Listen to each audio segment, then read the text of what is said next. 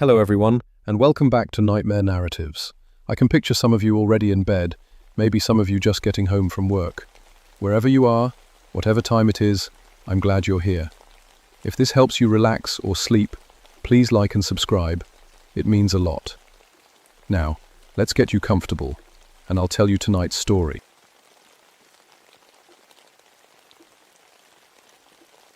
My name is Joshua Millwright, and I've been a park ranger in West Virginia for 14 years. I'm telling you this story because what happened to me in Devil's Backbone Ridge changed everything I thought I knew about these mountains. I grew up here in Appalachia, third generation. My grandfather worked the coal mines until his lungs gave out, and my daddy taught me these hills like the back of my hand. I married my high school sweetheart, Helen, and we got 2 boys. Tommy's 8, and little Jake just turned 6. Been living the American dream, I suppose, until that October day in 1967 when everything went sideways. See, I never believed in the old stories. You know the ones, things that go bump in the night, creatures in the deep hollows, spirits that ain't supposed to be walking around.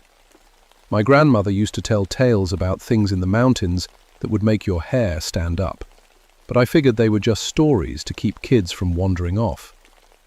I specialized in search and rescue operations. In 14 years, I'd brought back 47 lost souls, and I was proud of that record.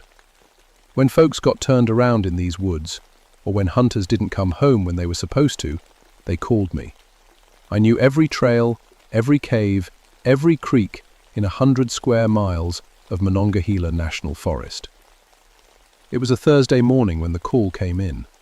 Donald Fleming had been camping with his wife Sarah and their 2 kids, Linda, age 12, and Bobby, just 10 years old. They'd been missing for 3 days. Fleming had driven down to the ranger station in his old pickup truck, hat in his hands, looking like he hadn't slept since they disappeared. I went to get supplies, he told me, voice shaking. Left them at the campsite for maybe 4 hours. When I got back, they were just gone. The temperature was dropping fast that week. Early frost warnings were out, and nighttime lows were hitting near freezing. A family lost in these conditions wouldn't last long, especially not kids. I loaded up my gear, radio, first aid kit, emergency supplies, and my trusty compass that had never steered me wrong. Pete Atwood, another ranger, was assigned as my backup. Pete was younger than me, maybe 25, but he was solid and knew the woods. We drove out to Devil's Backbone Ridge in the Park Service truck. The name alone should have warned me. Local Cherokee had avoided that area for generations, though I didn't know why back then. As we bounced along the dirt road, I noticed things were quieter than usual. No birdsong, no squirrels chattering. Even the insects seemed to have gone silent. "You notice how still it is out here?" Pete asked, rolling down his window. I had noticed, but I figured it was just the weather. Animals tend to hunker down when a cold front moves through. We parked at the trailhead and checked our radios. Standard procedure called for check-ins every 30 minutes. Threats. The Fleming campsite was about 3 miles in, following an old hunting trail that wound through thick rhododendron bushes and around massive oak trees that had been standing since before the Civil War. This part of the forest felt different somehow, older, darker, like the sunlight had trouble reaching the ground. When we found their camp, my stomach dropped. Everything was still there. Coffee pot sitting on the fire ring with coffee still in it, though the fire had burned down to cold ashes. Sleeping bags were laid out neat and tidy, but clearly hadn't been slept in. The kids' toys were scattered around the camp in a perfect spiral pattern, which struck me as odd. "That's strange," Pete said, pointing to the toy arrangement. "Kids don't usually organize their stuff like that." Forehead, I knelt down and touched the coffee pot. Still warm, my blood ran cold. If the family had been missing for 3 days, how could the coffee still be warm? "Pete, something's not right here." It's when I noticed the temperature. Even though the sun was shining through the trees, it felt like someone had opened a giant freezer. The air was so cold I could see my breath, but my thermometer read 60 degrees just an hour ago. I pulled out my compass to get our bearings and the needle started spinning like a toy top. Round and round it went, never settling on any direction. I tapped it, thinking maybe it was broken, but it kept spinning. "My compass is going crazy," I called to Pete. He checked his too. Same thing, both compasses spinning like they couldn't figure out which way was north. That's when we heard it. A child's voice, thin and scared, coming from deeper in the woods. "Daddy! Daddy, help us!" I'd recognize it anywhere from when Fleming brought the family to last year's Ranger Safety presentation. But the voice was coming from a place where no child should be, a hollow that dropped down into a limestone cave system locals called the Devil's Throat. "Did you hear that?" I asked Pete, but he was already nodding, his face pale. The voice came again, weaker this time. "Please, Daddy, we're so cold." Every instinct I had as a ranger and as a father told me to run toward that voice. But 14 years of experience had taught me to think before acting. I tried the radio. Suppressing static. Nothing but crackling static, and what sounded almost like screaming? Far away and mixed in with the white noise, but definitely human voices in distress. "Radio's dead," I told Pete. "Must be the terrain." But I knew this area. I'd used radios here before with no problems. This was different. We followed the sound of Linda's voice down into the hollow. The trees grew thicker as we descended, and the temperature kept dropping. Soon we were walking through patches of frost, which was impossible given the weather forecast. "Look at this," Pete called out. He was pointing at the ground near a massive dead oak tree. Footprints in the soft earth, but not normal ones. These were huge, maybe 15 inches long, and shaped like human feet, but with claw marks at the toes. The prints were deep, like whatever made them was carrying a lot of weight. I knelt down for a closer look. The edges of the prints were sharp and fresh. Whatever made them had passed through recently. And there was something else. Droplets of what looked like blood leading from the prints toward a dark opening in the hillside. "Cave entrance," I said. "Limestone formations are common in this area." Linda's voice echoed from inside the cave. "Daddy, we're in here. It's so dark." I checked my flashlight. Fresh batteries that morning, but the beam was dim and yellow instead of bright white. Pete's was doing the same thing. "We should wait for backup," Pete said, but his voice was uncertain. "Those kids have been missing 3 days," I replied. "If they're in that cave, they won't last another night." The cave entrance was narrow, just wide enough for one person. As we squeezed through, the temperature dropped another 20 degrees. Our breath came out in thick clouds. The cave opened into a larger passage. Our footsteps echoed strangely, like the sound was being stretched and twisted. The walls were covered in scratch marks, deep gouges in the limestone that would have taken incredible strength to make. "What kind of animal could do that?" Pete whispered. I ran my fingers along the gouges. They were fresh, with limestone dust still crumbling from the edges. And they were too high up, 12 feet off the ground at least. We followed the passage deeper, guided by the blood trail and the occasional echo of children crying. But something was wrong with the echoes.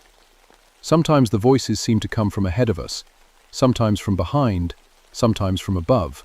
That's when we found the first piece of evidence.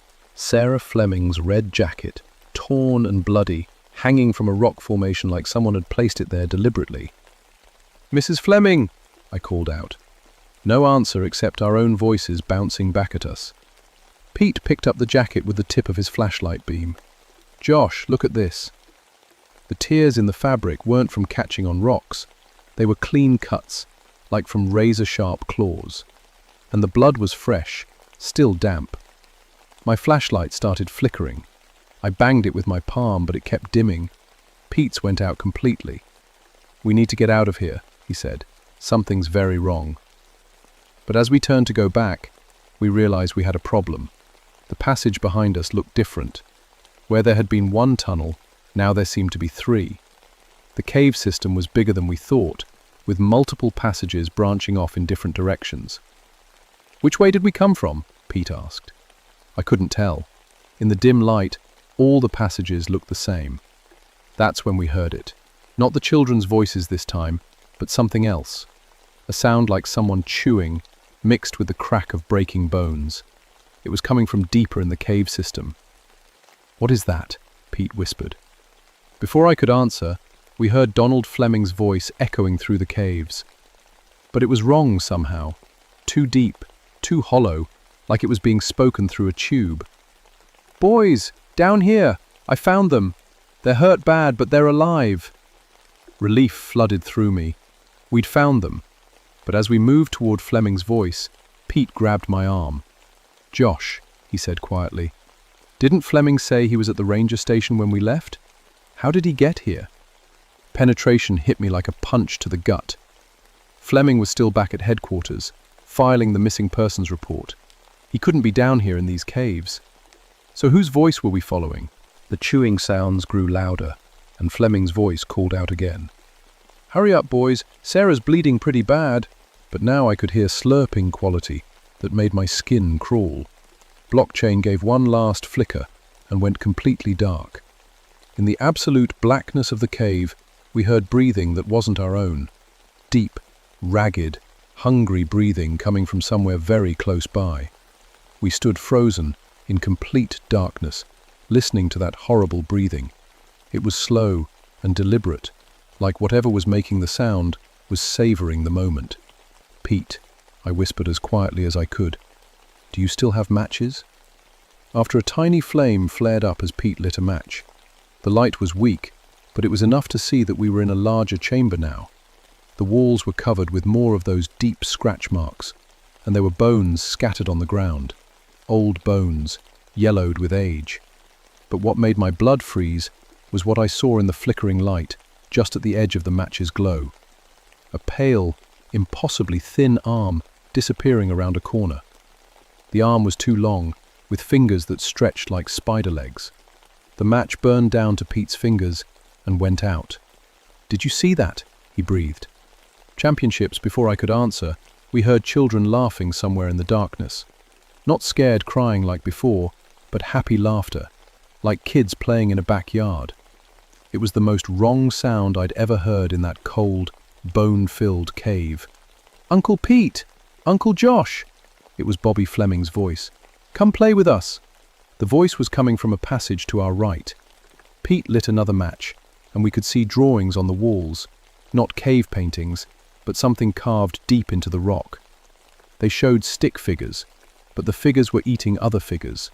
Lots of them, Pete said, studying the carvings. Real old. As we moved deeper into the cave system, following the children's voices, I started noticing other things. Pieces of clothing hanging from rock formations, a hiking boot here, a torn shirt there. But the clothing looked like it came from different time periods. Some pieces looked modern, but others seemed much older. We found another chamber, this one bigger than the first. Our matches showed a horrifying sight, bones arranged in neat piles against the walls. Human bones. Skulls stacked like firewood, rib cages sorted by size. At the center of the room was something that looked like a throne, made entirely of human remains. "Jesus Christ," Pete whispered. "How many people died down here?" That's when we heard Donald Fleming's voice again, but now it was coming from right behind us. "Found you, boys," the voice said. "Been looking everywhere." We spun around, but there was no one there. Just darkness and the echo of that wet, hollow voice. Pete's hands were shaking as he lit another match. In the brief light, we saw more carvings on the walls. These weren't stick figures, though. These were detailed drawings of a creature. Tall, thin, with long arms and a mouth full of teeth. The creature in the drawings was feeding on human figures. "The kids aren't here," I said, the truth finally hitting me. "They never were." "Then what have we been following?" Pete asked. His question was answered by a sound that came from everywhere at once. A noise like a dozen people trying to speak with their mouths full of food. The sound echoed off the cave walls and seemed to come from the ground itself. When it stopped, we heard a new voice. This one was clear and human, but it wasn't any of the Fleming family. "My name is Joshua Crane," the voice said. I've been waiting so long for company." The voice was coming from the throne of bones. As Pete lit another match, we could see a figure sitting there, tall, impossibly thin, with skin like old paper. It wore the rotted remains of clothes that might have been from the 1800s. "I came to these mountains in 1847, the creature said in a voice like breaking glass. "Winter was harsh that year. Food ran out. Had to make difficult choices." The match went out, but the creature kept talking in the darkness. Started with the cattle, then the horses. But that wasn't enough. The hunger. Oh, the hunger was so strong. My wife understood. My children understood. They gave themselves willingly in the end. Pete tried to light another match, but his hands were shaking too badly. The matchbook fell to the cave floor. "But the hunger never stops," the creature continued. "Every few years it comes back, stronger each time, and I have to feed it." That's when I understood. The Fleming family hadn't gotten lost. They'd been taken, and we weren't here to rescue anyone. We were here to be the next meal. "Pete," I whispered, "we need to run, now."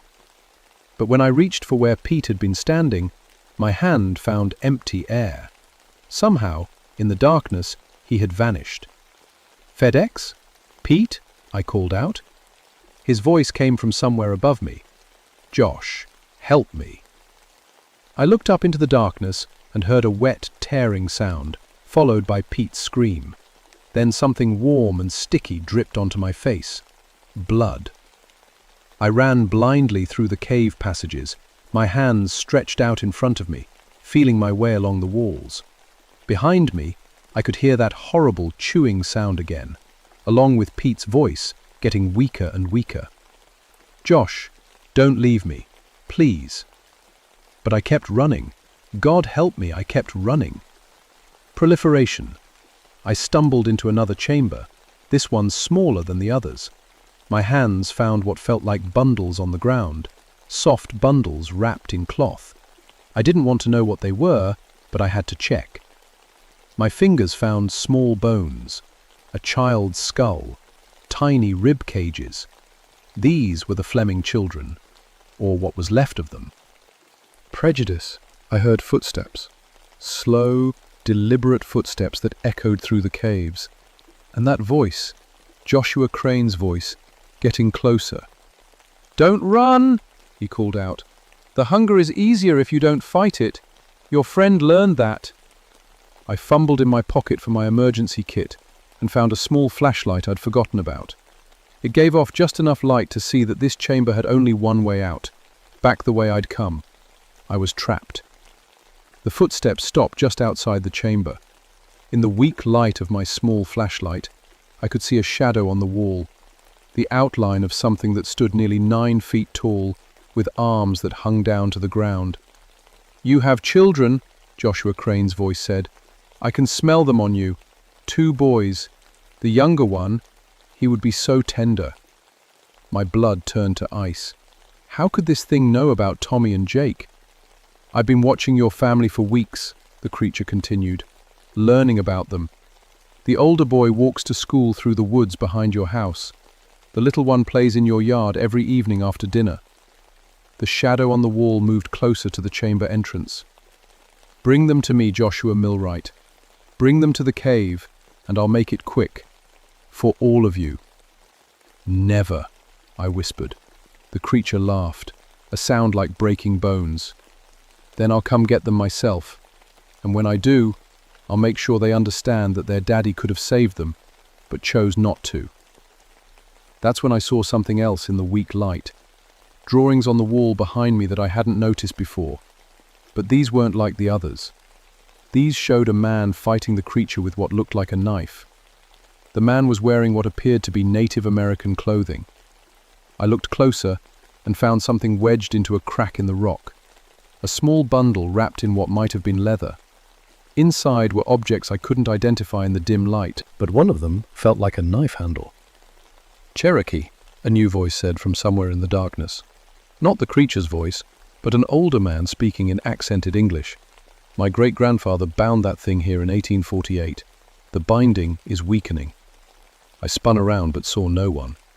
"Who's there?" I called out. "Joseph Running Bear," the voice replied. "I've been waiting for someone like you, someone who could finish what my ancestors started." Behind in the passage let out a roar of rage.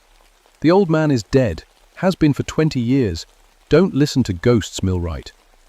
But Joseph's voice continued, calm and strong. "The binding ritual requires blood and silver and the right words. Everything you need is in that bundle." I opened the leather wrapping with shaking hands. Inside was a knife with a silver blade, some kind of dried plants, and a piece of birch bark with symbols carved into it. "Cut your palm," Joseph's voice instructed. "Let the blood fall on the symbols while you speak the words I'll teach you." "This won't work," the creature screamed, and I heard it crashing into the chamber. "Nothing can stop the hunger." Blocking, a quaint, with the silver knife. The pain was sharp, but the blood that flowed seemed to glow in the weak light. As the drops fell onto the carved symbols, they began to shine with their own light. Joseph's voice guided me through words in a language I'd never heard before, but somehow I could speak them perfectly. As I chanted, the creature's screams grew louder and more desperate. "Ka no hida ani skaya," I repeated after Joseph. The words seemed to have power. I could feel energy flowing through me and into the cave itself. The creature burst into the chamber, and for the first time, I saw it fully. 9 feet of pale, stretched skin, over bones that jutted out at wrong angles. Its mouth was full of yellowed teeth, some of them clearly human teeth that didn't belong. Its eyes were hollow sockets filled with red light. But as I continued the chant, the creature began to change. Its form started to waver, like heat rising from hot pavement. "Anizgaya Elohi," I spoke the final words. The cave filled with blinding light, and Joshua Crane's screams became something beyond human hearing. When the light faded, where the creature had stood was now a circle of stones with strange markings.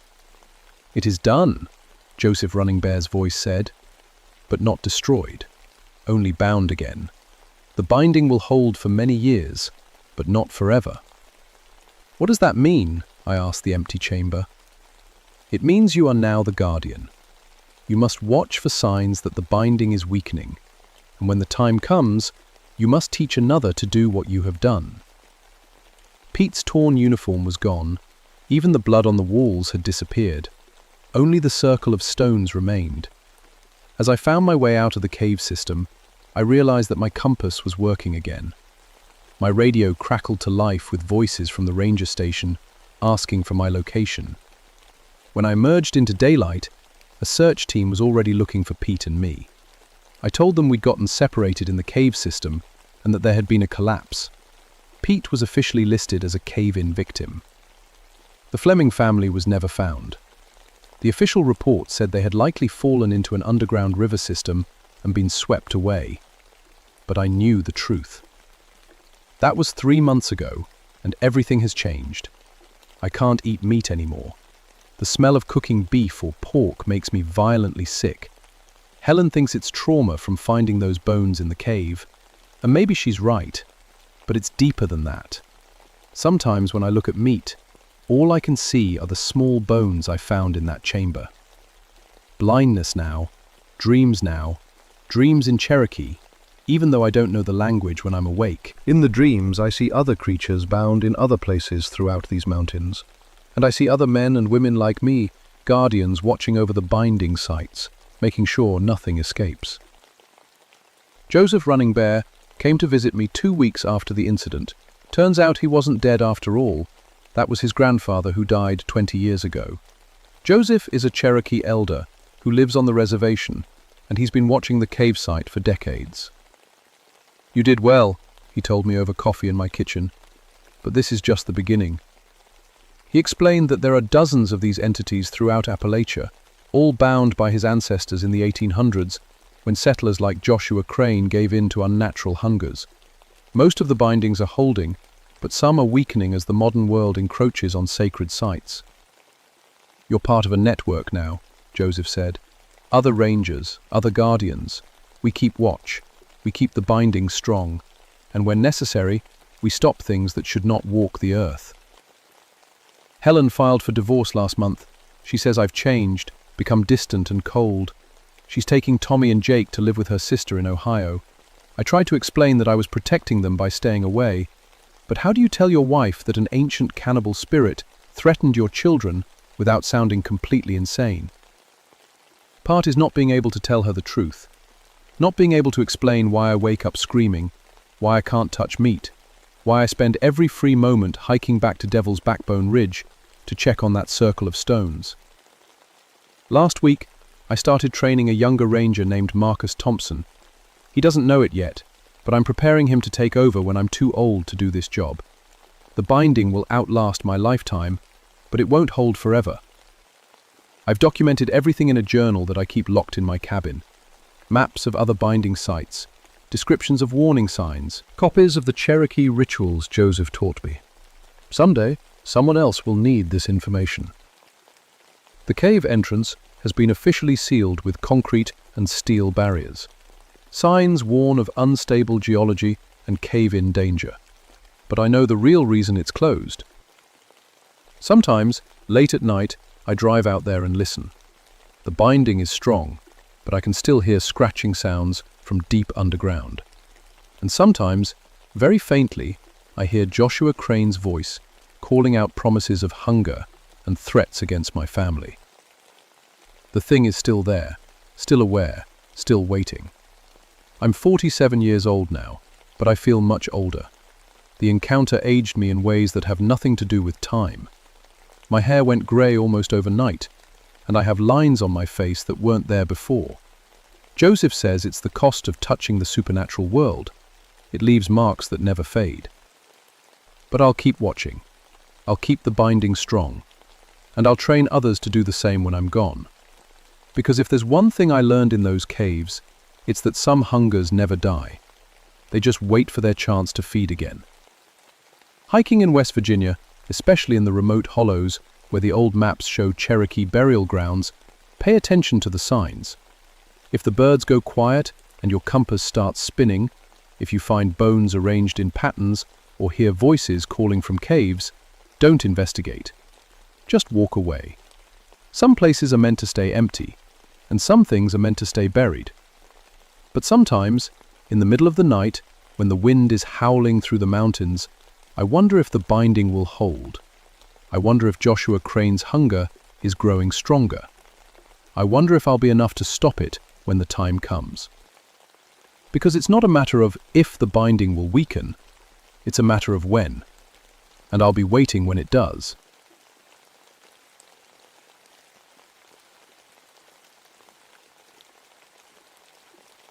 My name is Franklin Morehouse, and I've been a park ranger in the Cherokee National Forest for 11 years now. I love this job, the quiet mountains, the old stories, the way history sits heavy in these woods like morning fog. I have a PhD in Appalachian studies, but I chose the ranger life over teaching in some stuffy classroom. Out here, I can touch the past with my own hands. Seminated 1974, when everything changed. The leaves were just starting to turn, painting the ridges in soft reds and golds. I was sitting in my office at the visitor center when the call came in. "Frank, we got a problem up on Croatoan Ridge," said my supervisor, Bill Henderson. His voice sounded tight. "Someone's been messing with the historical markers. Third report this week." Parents Croatoan Ridge wasn't a place most tourists visited. It was 12 miles from the nearest road, hidden deep in the forest, where an English settlement had tried to take root back in the 1590s. They'd failed, like so many others. The Cherokee had stories about that place, but they didn't like to talk about them. "What kind of damage are we looking at?" I asked, already reaching for my hiking gear. Markers knocked over, carved stones moved around. But here's the weird part. Folks are hearing things up there. Children singing old songs. Kids that ain't supposed to be there. I laughed a little. "Come on, Bill. Probably just some local kids playing pranks." "Maybe so. But Charlie Swimmer called this morning. You know he don't call unless it's serious." That stopped my laughing. Charlie Swimmer was a Cherokee elder, a medicine man respected throughout the community. If he was worried about something, it was worth paying attention to. Fireplace, I packed my gear and headed out. The hike to Croatoan Ridge took me through some of the prettiest country in Tennessee. Rolling hills covered in thick hardwood forest, crystal clear streams, and rock formations that looked like sleeping giants. But as I got closer to the ridge, something felt different. The birds weren't singing much. The air felt heavier somehow. Horizontal sight, I could see what Bill meant.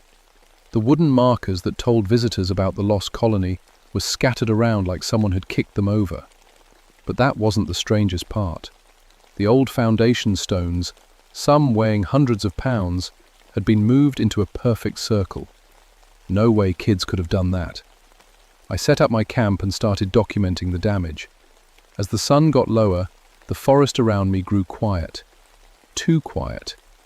I'd been in these woods thousands of times, but I'd never heard silence like this. Burnett, that's when I heard it. Flattened at first, coming from deeper in the trees. Children's voices, singing something that sounded old, really old. The melody was strange, unlike anything I'd heard before. It made my skin crawl. I followed the sound, my flashlight bleed dancing between the trees, always just ahead of me, always just out of reach. As I walked, I noticed things that made my throat tight. Flowers along the path were wilted black, like they'd been touched by frost. The temperature was dropping fast, too fast for a September evening. The singing stopped. I stood there in the sudden silence, my breath coming out in little white puffs. That couldn't be right. It had been 70 degrees when I started hiking. I made my way back to camp, but sleep didn't come easy. Every time I closed my eyes, I could hear that melody playing in my head. And I kept thinking about something Charlie Swimmer had told me years ago. Some places remember things, Frank, and some things don't want to be remembered. The next morning, I radioed for help. The site was bigger than our record showed, and I was going to need expert assistance. Dr. Patricia Holbrook arrived 3 days later with a truck full of archaeological equipment and a smile that could light up the forest. "Frank, good to see you again," she said, grabbing my hand in both of hers. We'd worked together on several historical sites over the years. Pat was the best archaeologist I knew, and one of the few people who understood why these old places mattered. "You picked an interesting site for me," she said, looking around at the scattered stones. "The ground-penetrating radar is picking up structures we never knew existed. There's a whole network of chambers under here." We spent the day mapping the site properly. Pat's equipment showed foundation walls extending much further than anyone had imagined. The original settlement had been 3 times larger than the history books said. But there were other things the radar showed too. Spaces that didn't make sense. Chambers that seemed to twist and turn in impossible directions. "Look at this," Pat said, pointing at her screen. "These underground areas, they're not random. They're arranged in patterns. Protective patterns, if I had to guess." Chapter afternoon, while Pat worked on the radar readings, I started digging around the foundation stones. About 3 feet down, I found something that made my hands shake.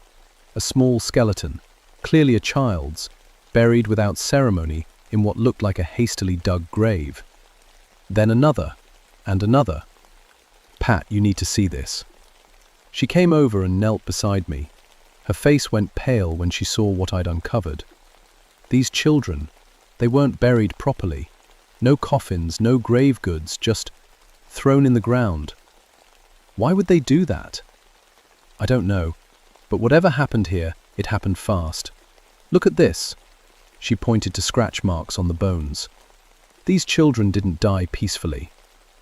As evening approached, we decided to stay overnight to document everything properly. Pat set up her equipment around the main foundation area while I made camp nearby.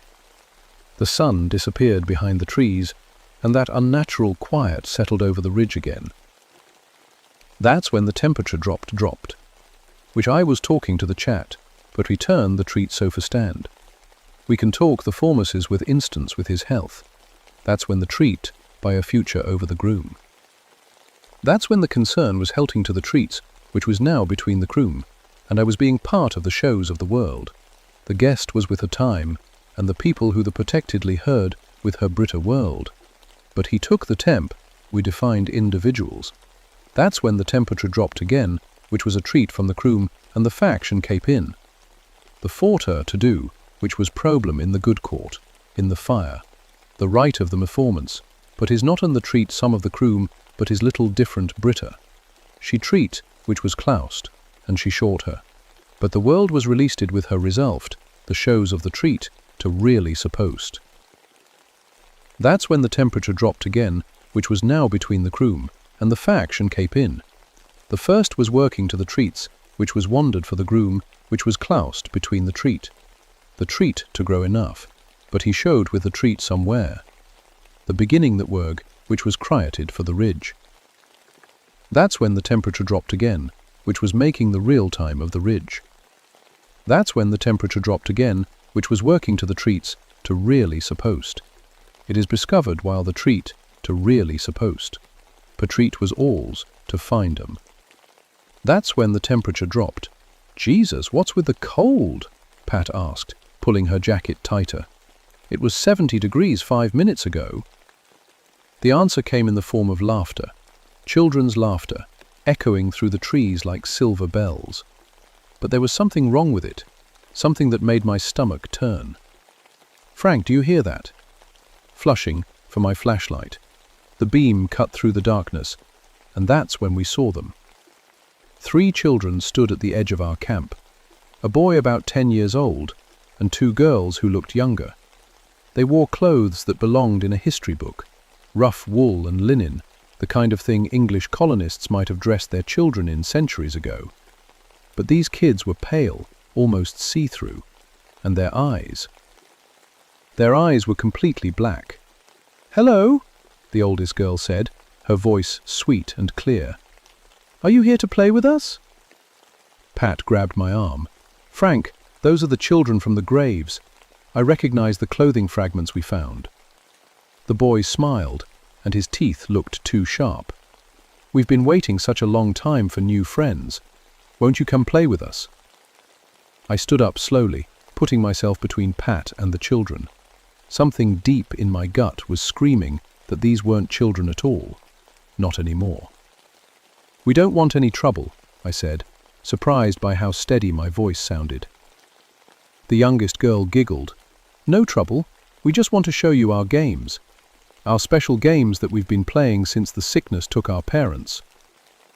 "What sickness?" Pat whispered. "The one that made us special," the boy said. "The one that made us hungry." The children started moving closer, and with each step, the temperature dropped another degree. My breath was coming out in thick, white clouds now. Pat's equipment started sparking and crackling. "Come with us," the oldest girl said, reaching out her hand. "Come see where we live now. Come see what we've built in the dark places under the earth." When I grabbed Pat's hand and ran. We didn't stop running until we reached my truck, but when I tried to start it, nothing happened. The engine was dead, and ice had formed on the windshield. "This isn't possible," Pat kept saying. "This just isn't possible." I led her to a ranger station about 2 miles away, an old cabin I used for equipment storage. We barricaded ourselves inside and waited for dawn. Pat spent the night staring out the window, watching for movement in the trees. "They followed us," she whispered around 3 in the morning. "I can see them out there, just standing, watching." I looked where she was pointing, but I couldn't see anything. That scared me more than if I had seen them. When the sun came up, we hiked back to the site. Our equipment was still there, but it had been rearranged. Pat's radar unit had been moved directly over one of the underground chambers. The screen was still on, showing readings that made her gasp. "Frank, look at this. The chamber system is active. I'm reading movement down there, lots of movement." I stared at the screen. According to the readout, there were dozens of figures moving through the underground spaces, figures the size of children. "We need to get down there," Pat said. "We need to see what's really happening." Every instinct I had screamed against it, but I knew she was right. Whatever was going on, we needed answers. We found the entrance hidden behind a cluster of fallen stones, a narrow opening that led down into total darkness. Pat went first with the flashlights, while I followed with a rope and emergency supplies. The tunnel sloped downward for about 50 feet before opening into a chamber that took my breath away. The room was huge, carved from solid rock. The walls were covered in symbols I didn't recognize. Some looked Cherokee, others seemed European, and still others were completely alien. But what really got my attention were the toys. Turbulence of them. Dolls made from corn husks and cloth, wooden hoops, carved animals, marbles made from clay. They were arranged in neat little piles, like someone had just finished playing with them, and they looked fresh, like they'd been made yesterday instead of 400 years ago. Transporting. Pat, look at the walls. She swung her flashlight beam around, and we both saw them at the same time. Handprints. Hundreds of small handprints covering every surface. But these weren't ancient markings. The mud was still wet. "We need to leave," I said. "Right now." But when we turned to go, the children were there. All of them this time. Not just the 3 we'd seen before, but dozens of pale, black-eyed children in period clothes. They filled the tunnel entrance, blocking our way out. "You came to play," the boy said, his voice echoing strangely in the chamber. "We knew you would. Adults always do, eventually." Pat stepped forward, her scientific mind still working, despite the fear. "What happened to you? What happened to your parents?" The oldest girl smiled that terrible smile. "They got sick, just like you're going to get sick. The special sickness that makes you one of us." "What do you mean?" I asked. "The hunger," she said simply.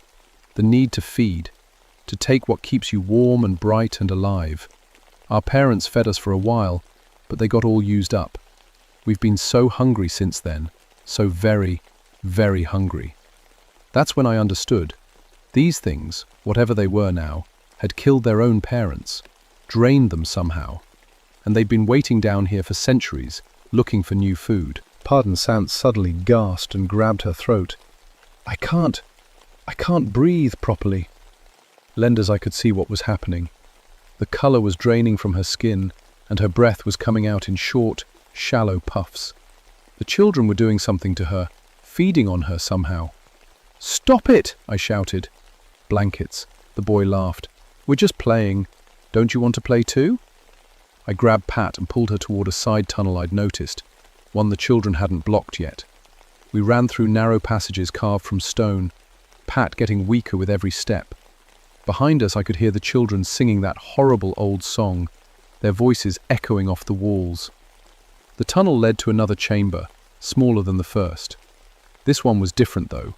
The walls were covered in Cherokee symbols, and there were items I recognized from tribal ceremonies: sage bundles, eagle feathers, carved totems. Someone had made this place into a shrine. Center of the room sat an old Cherokee man I'd never seen before. He was ancient, with long white hair and skin like weathered leather. He looked up at us with eyes that seemed to hold all the wisdom of the mountains. "About time you got here," he said calmly. "I've been waiting." "Hugh?" I gasped, still holding on to Pat as she struggled to breathe. "Joseph Swimmer," he said, standing with more grace than his age should have allowed. "Charlie Swimmer's grandfather. I've been watching this place for longer than you've been alive." He moved to Pat and placed his hands on her forehead. She immediately took a deeper breath, some color returning to her cheeks. "The children," I said. "What are they?" Jeff's face grew grim. "Not children. Haven't been children for a very long time. They're something much older and hungrier. The English colonists didn't know what they were dealing with when they settled here.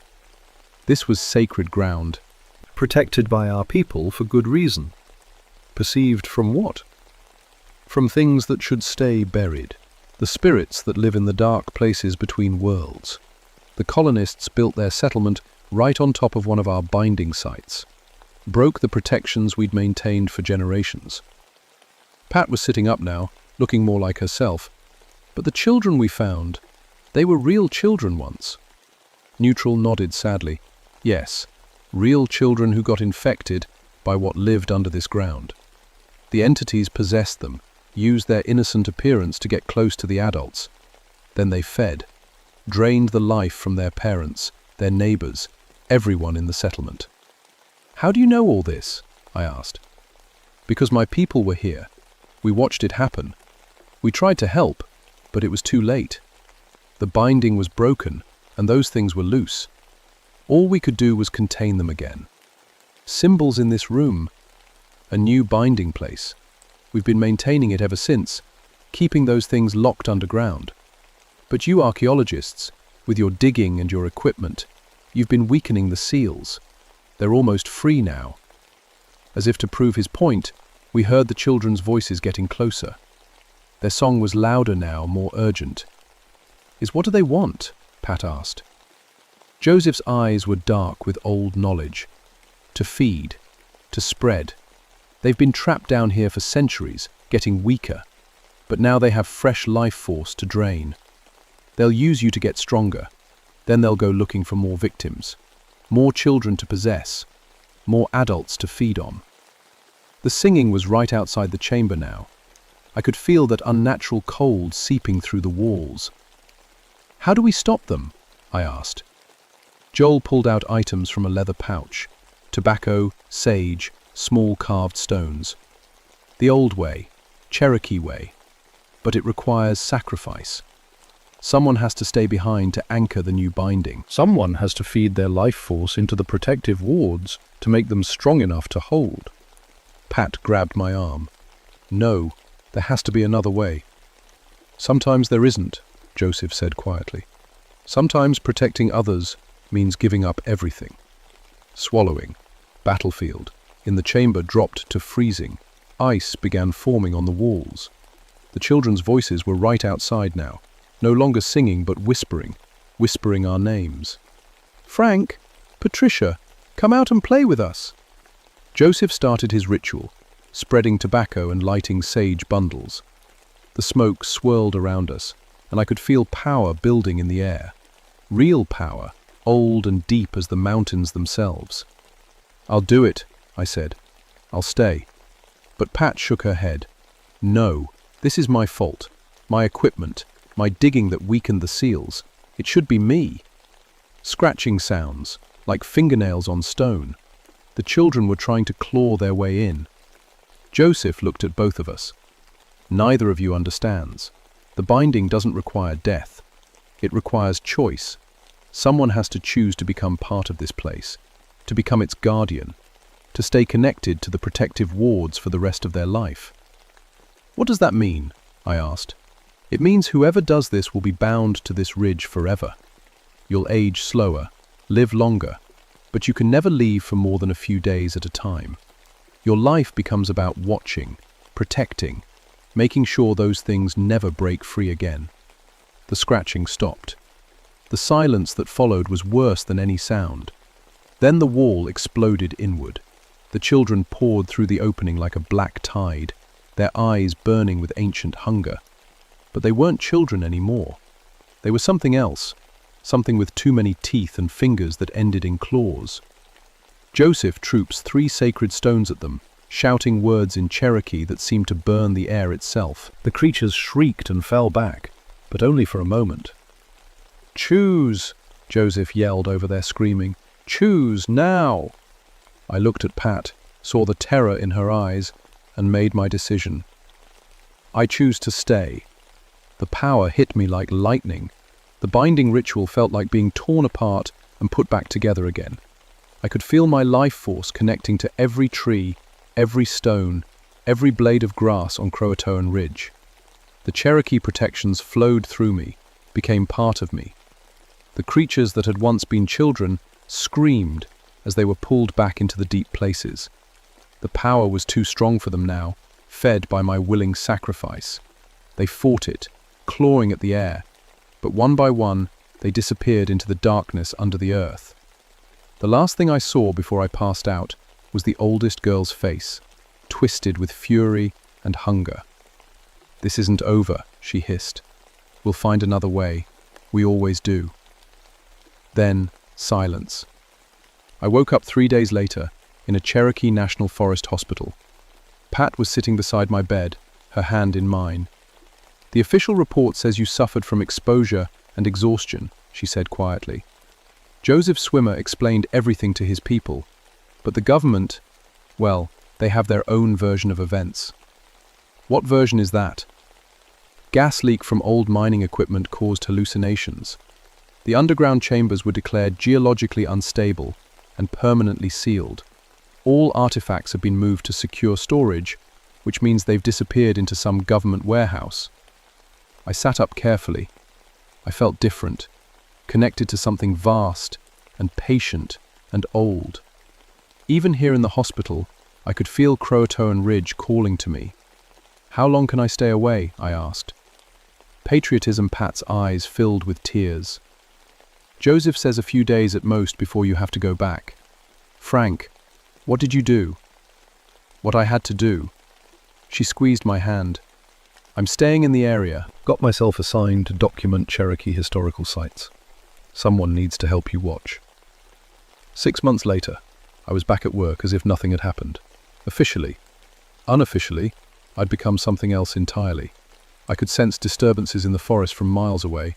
I aged slower than normal people, and I could never leave the mountains for more than 3 days without feeling like I was dying. But I wasn't alone. Joseph Swimmer became my teacher, showing me the old ways of protection and binding. Pat visited often, bringing news from the outside world and helping document other sites that might be dangerous. And there were others. I learned that the government had a whole division dedicated to supernatural threats, hidden deep within the Department of the Interior. Rangers and researchers who'd made the same choice I had, scattered across the country, watching over places where the past refused to stay buried. The children of Croatoan Ridge stayed quiet for years. But sometimes, late at night, I could hear them down there in the deep places, singing their ancient songs, waiting for their chance. Because Joseph was right about one thing: this isn't over. It never really ends. There are too many dark places in these old mountains, too many forgotten settlements where terrible things happened. And something's been waking them up, coordinating them. While I've seen the reports from other sites, Roanoke Island, lost settlements in the Ozarks, failed colonies up and down the eastern seaboard, all showing signs of activity. The children aren't just waiting anymore, they're planning. And I'll be here when they make their move, along with all the other guardians who chose to stand between the darkness and the light. Because some things are worth sacrificing everything for. Some stories never really end. They just wait for the next chapter to begin. If you ever find yourself hiking in the Cherokee National Forest, and you come across historical markers that seem out of place, or if you hear children singing in the woods where no children should be, remember this: some history is better left undisturbed. And if you see an older ranger who seems to know more about the mountains than anyone should, who moves through the forest like he belongs there more than among people, that might be me. Still watching, still protecting. Stiffness, still keeping the children of Croatoan Ridge from finding new friends to play with.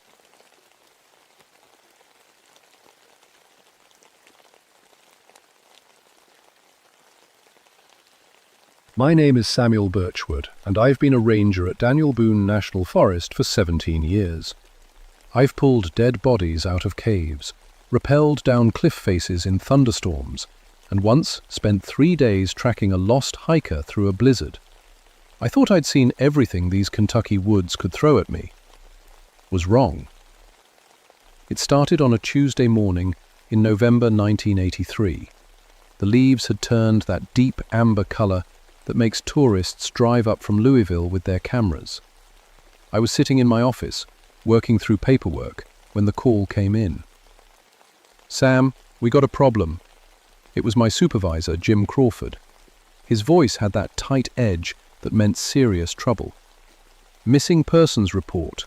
4 college kids from UK, down in the cave system near Red River Gorge." I grabbed my gear bag. Cave rescues were my specialty, had been since I started working these hills. My daddy and his daddy before him had been rangers here, and they'd taught me every tunnel and crack in the limestone. "Been missing?" I asked, loading my truck.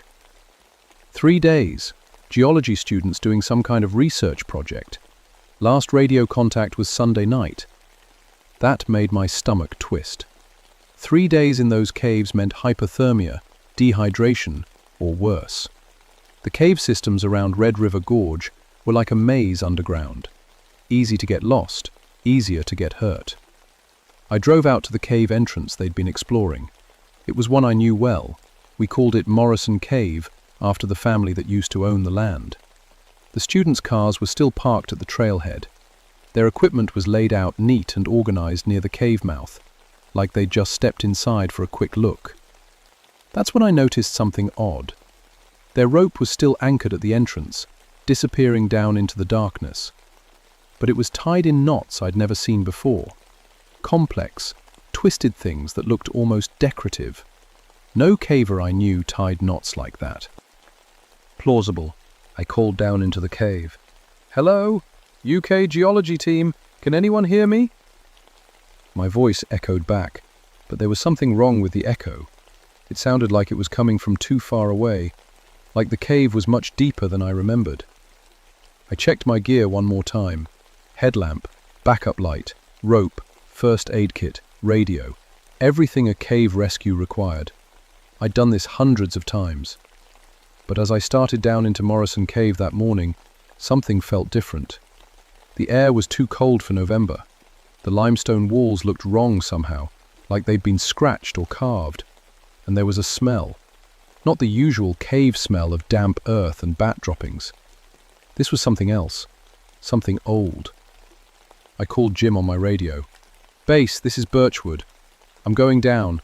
Cave entrance shows signs of unusual activity. Send backup in 2 hours if you don't hear from me." "Kinemise, copy that, Sam. Be careful down there." I hooked my rope to the anchor point and started my descent. The familiar weight of my gear felt comforting as I dropped into the darkness. My headlamp beam cut through the black, showing the rough limestone walls and the narrow passage ahead.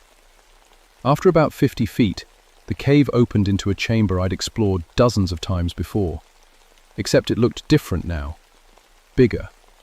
The ceiling seemed to stretch higher than my light could reach, and passages led off in directions that shouldn't have existed. That's when I heard it. Congressional. A voice.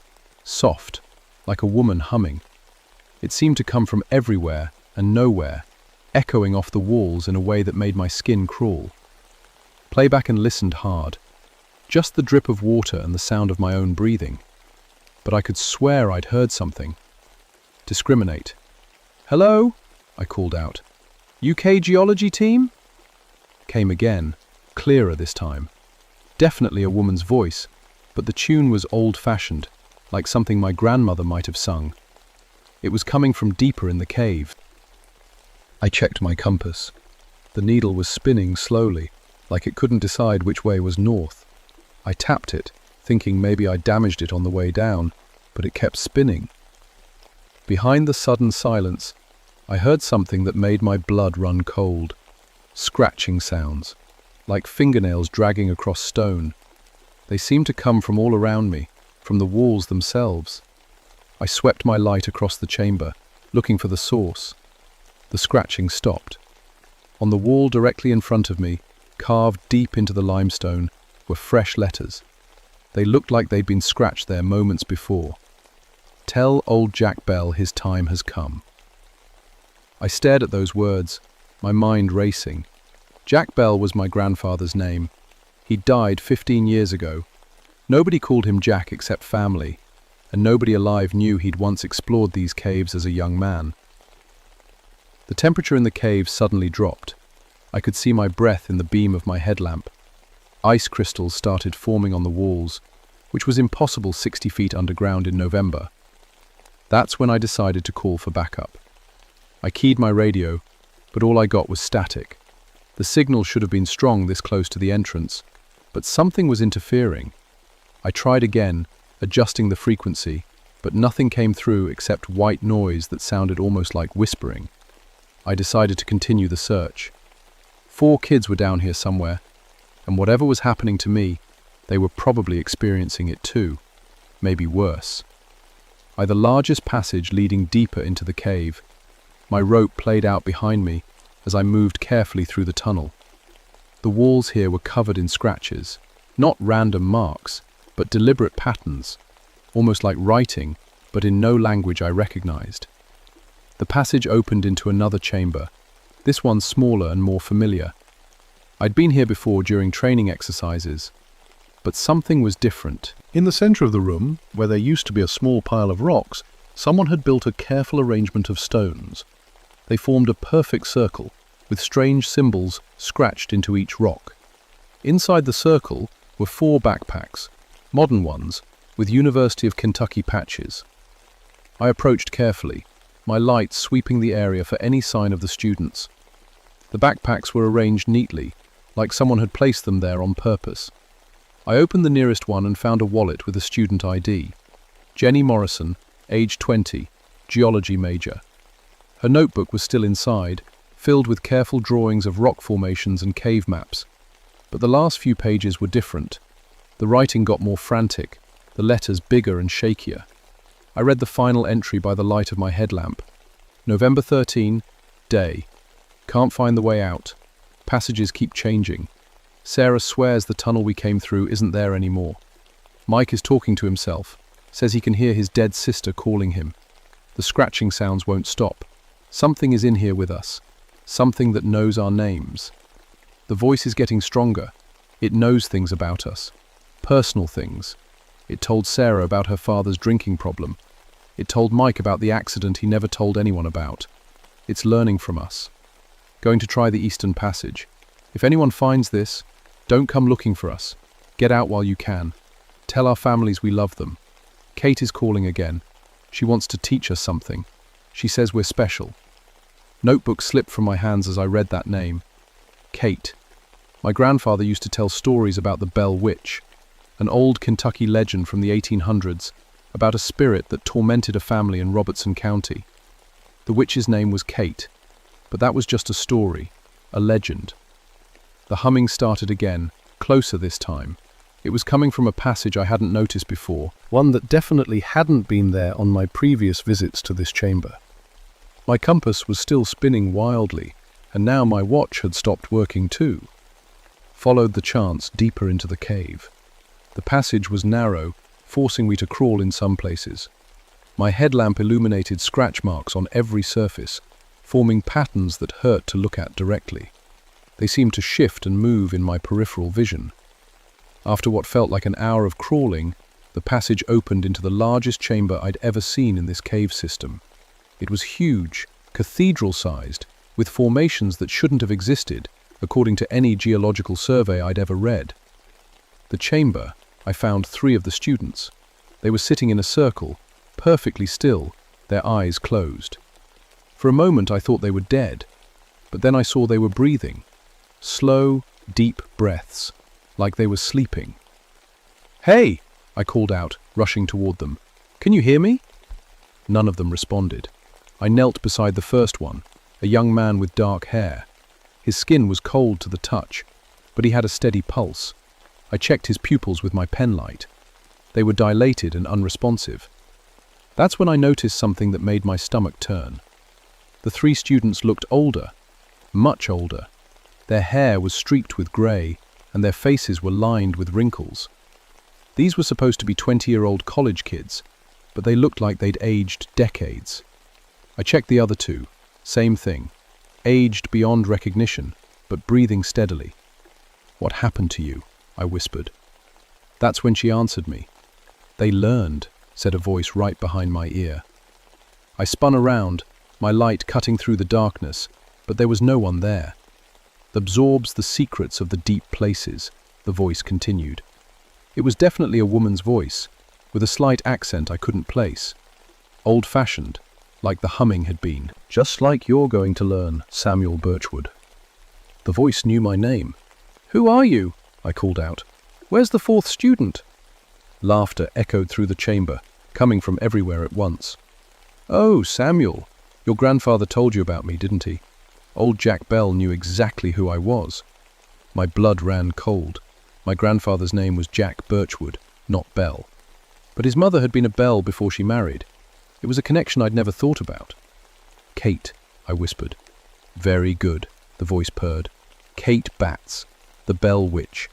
Though I've learned so much since those simple days in Robertson County, I've grown stronger, hungrier." Rocks began to rain down from the ceiling. I covered my head and looked up, but I could see the stones appearing out of thin air, materializing in mid-fall. They struck the ground around me in a perfect circle, never touching me but trapping me in place. "The fourth student?" Kate's voice was amused now. "Jenny Morrison? She's special. She volunteered to be my voice in your world. She's helping me learn about your modern times." Tyler students began to stir, their eyes opening slowly. But when they looked at me, their expressions were empty, hollow. "They served their purpose," Kate said. "But you, Samuel, your family. Bell family blood runs in your veins. You're much more useful to me." The students stood up in unison, moving like puppets on strings. They began to walk toward me, their aged faces blank and emotionless. I grabbed my radio and tried one more time to call for backup. This time, instead of static, I heard Kate's laughter coming through the speaker. "No one's coming to help you, Samuel. This is between family now." I backed away from the approaching students, my mind racing. The aged geology majors moved with jerky, unnatural steps, like marionettes controlled by an amateur puppeteer.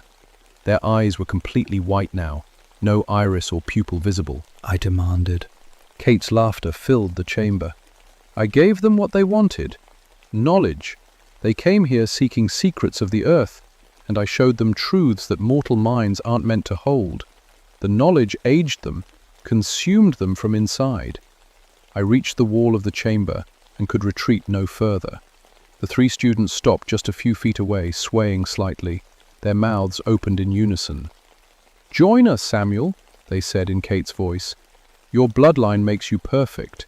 The Bell family always had potential for the supernatural."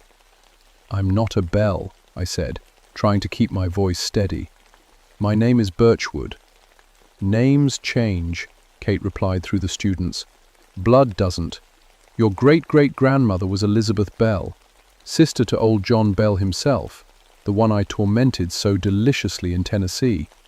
You have the gift, Samuel, the ability to bridge the world of the living and the dead." Perpendicular. The students raised their hands toward me, and I felt something pulling at my mind. Images flashed before my eyes, scenes from the 1800s, a farmhouse in Tennessee, a family cowering in terror as an invisible force threw furniture and whispered threats. But these weren't just stories. I was seeing them through Kate's eyes, feeling her satisfaction as she terrorized the Bell family. I was experiencing her memories. "You see?" Kate whispered in my mind.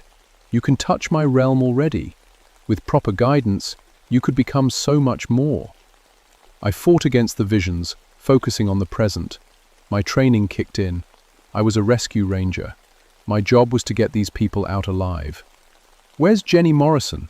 I asked, while the students' heads turned toward a passage I hadn't noticed before.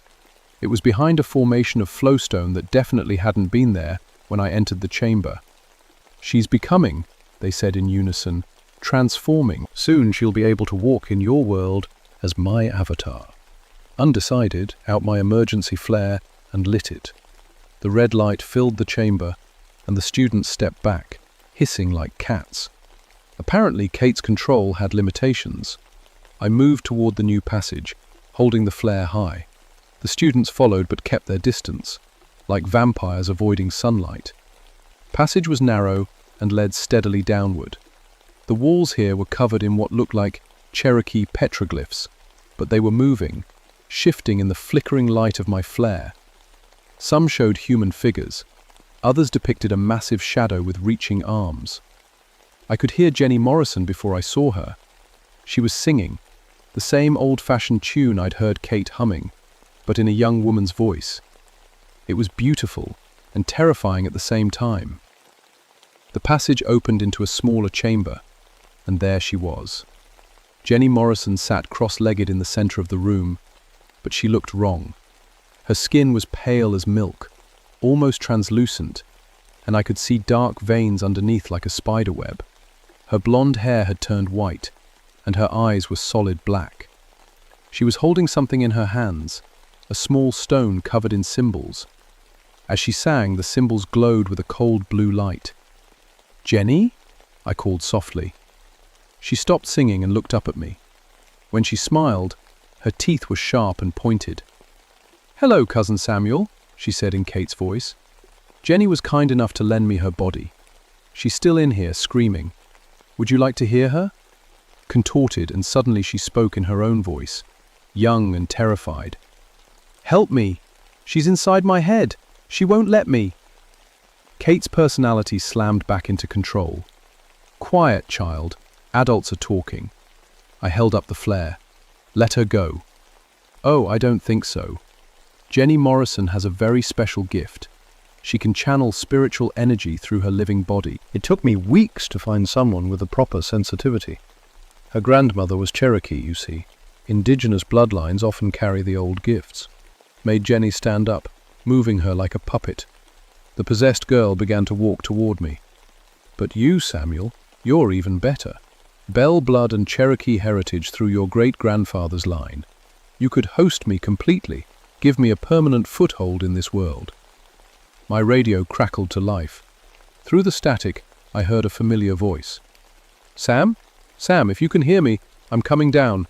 Alice Thornton, backup ranger. Jim sent me when you missed your check-in." Stabilized through Jenny. More playmates. How wonderful. The possessed girl raised the glowing stone, and the chamber began to shake. Dust and small rocks fell from the ceiling. "I'm sealing the cave," Kate announced. "No one leaves until I have what I want." Through my radio, I heard Alice's voice again, now urgent. "Sam, the cave entrance just collapsed. I'm trapped down here too." Kate clapped Jenny's hands together like a delighted child. "Alice Thornton. I know all about her. Cherokee grandmother, psychic sensitivity, trained in both modern rescue techniques and traditional spiritual practices. She's been investigating supernatural incidents unofficially for years." I realized Kate had been planning this. She'd lured the college students here first, then used them to draw me in. Now she had both rangers she needed. "What do you want?" I asked. "Freedom," Kate said simply. "I've been bound to these caves for over a century, trapped by Cherokee magic and Christian prayers. But the barriers are weakening. Tourism, development, modern excavation, all of it disrupts the old protections. Soon, I'll be free to walk the world again." Windshield Jenny's body began to change more dramatically. Her fingernails grew into claws, and her spine elongated, forcing her to hunch forward. Kate was reshaping her host. "Unquestioned," Kate continued, "I need anchors in your world, bodies that can channel my power. Jenny was just practice. You and Alice will be my true vessels." The radio crackled again. "Sam, can you hear me? I found something down here. Cherokee warning symbols. This place is under spiritual quarantine." Keyboards snarled through Jenny's transformed mouth. That meddling bloodline, always trying to contain what they don't understand. She shook again, more violently this time. Cracks appeared in the limestone walls. "Your friend Alice is closer than she knows," Kate said. "She's found the old binding chamber. But she doesn't know the words to renew the seals. Only I know those words now." I saw my chance. If Alice was at the binding chamber, maybe together we could figure out how to contain Kate again. But first, I had to get past Jenny. The flare was burning down to nothing.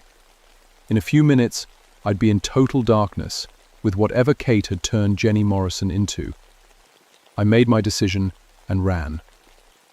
Baptized, I sprinted through the narrow passage as Kate's shriek of rage echoed behind me. Jenny's transformed body was fast, but the tight confines of the tunnel worked in my favor. I could hear her claws scraping against the limestone as she pursued me. My dying flare cast wild shadows on the cave walls as I ran. The petroglyphs seemed to writhe and dance in the flickering light, and I could swear some of them were trying to communicate with me, warnings in a language I almost understood. I burst into the main chamber where I'd left the 3 aged students. They were gone. vanished completely, along with their backpacks. Only the stone circle remained, and it was glowing now with the same cold blue light I'd seen in Jenny's hands. My radio crackled. "Sam, I can see your light. I'm in the chamber with the Cherokee symbols." I followed the sound of Alice's voice through a passage I was sure hadn't existed when I first entered the cave. The tunnel walls here were covered in fresh scratch marks that spelled out words in English. Family, blood, binding, freedom. Found Alice Thornton in a circular chamber carved entirely by human hands. The walls were covered floor to ceiling with Cherokee petroglyphs, and in the center of the room was a depression in the stone floor, filled with what looked like charcoal and burned bones. Alice was kneeling beside the depression, studying the symbols with a small notebook. She looked up when I entered, and I saw she was younger than I'd expected, maybe 30, with long dark hair and intelligent brown eyes. "Sam Birchwood?" she asked. "Thank God you're alive. Jim Crawford sent me when you missed your check-in. What the hell is happening down here?" "How much do you know about Cherokee spiritual practices?" I asked urgently. "More than most rangers," she admitted. "My grandmother was Eastern Band Cherokee. She taught me some of the old ways before she died. Why?" The chamber suddenly filled with Kate's laughter. It seemed to come from the walls themselves. "How touching," Kate's voice echoed around us. "A family reunion. Alice Thornton, your grandmother was Sarah Cornsilk. She helped bind me to these caves in 1847 after I grew too strong for the Tennessee seals to contain." Alice went pale. "That's impossible. My grandmother never mentioned—" "Didn't," Kate interrupted. "The fewer people who knew the truth, the stronger the binding. But she taught you the old words, didn't she? The prayers of protection? The songs of power?" I grabbed Alice's arm. "We need to get out of here. There's something else down here. Something that's possessed one of the missing students." Alice shook her head. "The cave entrance collapsed. I barely made it through before the rocks came down. We're trapped." Kate's grew louder. "Old times." The temperature in the chamber plummeted. Our breath turned to fog as frost began forming on the ancient symbols covering the walls. "This is the original binding chamber," Alice said, studying the petroglyphs. "These symbols, they're a containment spell. But they're old, maybe 200 years. The power is fading." "Alternating? Can you renew them?" I asked. "I'd need to remember my grandmother's songs, and I'd need—" She trailed off, looking at the burned bones in the stone depression. "I'd need a blood sacrifice. Cherokee blood." Voice turned seductive. "Or you could simply join me, Alice Cornsilk Thornton. Your grandmother denied me, but you don't have to. I could give you power beyond imagination, knowledge of all hidden things." Images flooded my mind, visions of myself and Alice walking through the forest, but changed. Our eyes glowing with supernatural light, our hands wreathed in blue fire. Kate was showing us what we could become. Alice gasped, seeing the same visions. "She's in my head." "The Cherokee blood makes you sensitive to my realm," Kate explained. "But the Bell blood in Samuel makes him the perfect anchor. Together, you could be my generals in the coming war." "What war?" I asked. The chamber filled with new voices, dozens of them, all speaking at once. I recognized some from local legends. The Beast of Bladenborough, the Fook Monster, the Pope Lick Monster, all the creatures that haunted Appalachian folklore. "We are legion," they said in unison, "bound and imprisoned by settlers' prayers and indigenous magic. But the barriers weaken as faith fades and old knowledge is forgotten. Soon we will be free to reclaim what was taken from us." Alice was studying the symbols frantically. "The binding isn't just for Kate," she said. "This chamber is a keystone.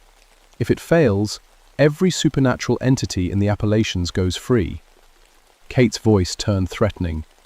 "Choose quickly. Serve me willingly. Or watch your world burn as my armies are unleashed." Sounds from the passage we'd entered through. Jenny Morrison emerged into the chamber, but she was barely human anymore. Kate had continued reshaping her, twisting her into something that looked like a cross between a woman and a cave-dwelling creature. Her eyes glowed blue, and her claws left deep gouges in the stone floor. "Time's up," Kate said through Jenny's deformed mouth. Alice suddenly stood up, her eyes bright with realization. "I remember the songs. My grandmother made me memorize them, said they were just old Cherokee lullabies. But they weren't lullabies at all." She began to sing in Cherokee, her voice clear and strong.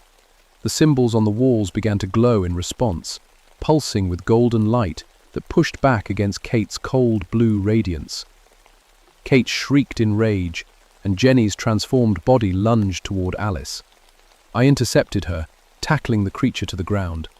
Her claws raked across my chest, tearing through my jacket and shirt, but I held on. "Keep singing!" I yelled. Alexander's voice grew stronger, and I could feel power building in the chamber. The Cherokee symbols blazed brighter, and the stone depression in the center began to smoke. Kate fought back with everything she had. The chamber shook violently, and rocks fell from the ceiling. My headlamp went out, leaving only the supernatural glow of the symbols to light our battle. Jenny's twisted form was incredibly strong, but I could see that Kate's hold on her was weakening as Alice's song continued. The possessing spirit was being pulled back toward the binding chamber's center. "The sacrifice!" Alice called out, still singing. "I need Cherokee blood in the binding circle."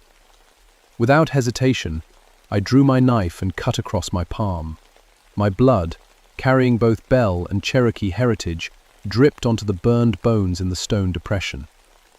The effect was immediate and dramatic. Golden fire erupted from the binding circle, racing along lines carved in the chamber floor that I hadn't noticed before. The Cherokee symbols on the walls flared so brightly I had to shield my eyes. Kate's scream of rage and frustration was deafening. Jenny's transformed body convulsed as the possessing spirit was torn away from her host. "This isn't over," Kate's voice echoed as she was pulled back into the spiritual realm. "The barriers weaken every day. I will find another way." The supernatural fire reached every symbol in the chamber, renewing the ancient binding with my blood and Alice's sacred songs. I felt something snap into place, like a door slamming shut and locking. Jenny Morrison collapsed, her body rapidly returning to its normal human form. The cold blue light faded, leaving only the warm golden glow of the Cherokee magic. Alice finished her song and slumped against the wall, exhausted. "It's done. The binding is renewed." I knelt beside Jenny and checked her pulse. She was breathing normally, and the terrible transformations Kate had inflicted were gone. She looked like a normal, 20-year-old college student again, but I knew our troubles were far from over. Jenny Morrison woke up 3 hours later in the hospital in Stanton. She had no memory of her possession, which the doctors attributed to severe hypothermia and trauma. Her parents drove up from Louisville and took her home. She switched her major to art history and never spoke publicly about what happened in the caves. The official report listed the incident as a cave-in caused by geological instability. The 3 other students were found near the entrance, suffering from exposure and memory loss. They recovered physically, though they all seemed to age a few years during their ordeal. The cave system was permanently sealed for public safety. But Alice Thornton and I knew the truth. Grandmother left me more than just songs, Alice told me a week after the incident. We were sitting in my ranger station, going through her grandmother's old papers. She kept records. Kate isn't the only entity bound in these mountains. There are dozens of them, maybe hundreds. She showed me a hand-drawn map of Kentucky, Tennessee, and West Virginia. It was covered in symbols marking caves, old homesteads, and burial grounds where supernatural entities had been contained over the centuries. The Cherokee and other tribes knew about them long before European settlers arrived, Alice explained. They developed methods to bind dangerous spirits to specific locations. When the settlers came, some learned these techniques and helped maintain the containments. But the knowledge is being lost, I said, understanding the implications. Exactly. Every generation, fewer people know the old ways. The bindings weaken without proper maintenance, and modern development disturbs the sites. I looked at the map more carefully. There were marked locations all through the Daniel Boone National Forest. Some I recognized as places where strange accidents had occurred over the years. Unexplained disappearances, equipment failures, animals found dead for no apparent reason. "We need to do something about this," I said. Alice nodded. "My grandmother's papers mention others, rangers, tribal elders, descendants of old families who still remember parts of the truth. There's a network, Sam. People who've been quietly maintaining these bindings for generations." Over the next few months, Alice and I made contact with this hidden network. We learned about the Department of Interior's classified supernatural division, established after World War II, when military operations in remote areas encountered too many unexplained phenomena to ignore. We were officially transferred to a special unit tasked with monitoring and maintaining supernatural containment sites across the Appalachian region. Our cover story was environmental protection work, but our real job was much stranger. I spent the next 5 years learning Cherokee protection rituals from Alice's relatives. She taught me to recognize the signs of weakening bindings and how to perform emergency renewals. Together, we mapped every known containment site in our region and established protocols for regular maintenance. The work was dangerous. Some entities were stronger than Kate, and others had different abilities entirely. We lost 2 team members in Virginia when a binding failed completely, and it took 6 Cherokee spiritual warriors working together to recontain what had escaped. Also saved lives. Dozens of them, probably hundreds if you count the people who might have died if these entities had broken free. Alice eventually became the regional coordinator for supernatural containment operations. I stayed in the field, training new rangers who showed the right combination of bloodline heritage and mental stability to handle the truth. Never married, but we became partners in a way that went deeper than romance. We were guardians, carrying on an ancient responsibility that most people couldn't even imagine. Kate never stopped testing her binding. Every few months, we'd get reports of strange activity in the sealed cave system. Voices echoing from impossible depths, equipment malfunctions, temperature anomalies. But the Cherokee symbols held strong, powered by the renewable binding Alice and I had performed. Sometimes, late at night when I'm patrolling the forest alone, I can still hear Kate's voice on the wind. She whispers promises and threats, trying to find some crack in my resolve. She knows things about my life, my family, my fears that no one should know. But I also carry Alice's songs now, and my grandmother's prayers, and the weight of responsibility passed down through generations of guardians. I know what happens when the barriers fail. The network Alice discovered is larger than we originally thought. There are teams like ours all across America, quietly maintaining containments that keep nightmare creatures locked away from an unsuspecting world. Some focus on entities from Native American traditions. Others deal with things brought over by European settlers or African slaves. A few handle entities that are much older and stranger. We call ourselves the Department of Hidden Services. Officially, we don't exist. Our funding comes through buried line items in environmental and park service budgets. Most of our colleagues have no idea what we really do. But we know, and we remember. Because the alternative is a world where things like Kate bats walk freely among the living, feeding on fear and growing stronger with each passing year. So if you ever find yourself exploring caves in Kentucky or hiking alone through the deep woods of Appalachia, and you hear voices that shouldn't be there, turn around, walk away, don't investigate. Some doors are meant to stay closed. Some family secrets are meant to be forgotten. And some things are bound in the darkness for very good reasons. We're out here, watching and protecting. The barriers hold because people like Alice and me give everything we have to maintain them. But they hold by choice, not by nature. And every day, that choice has to be made again.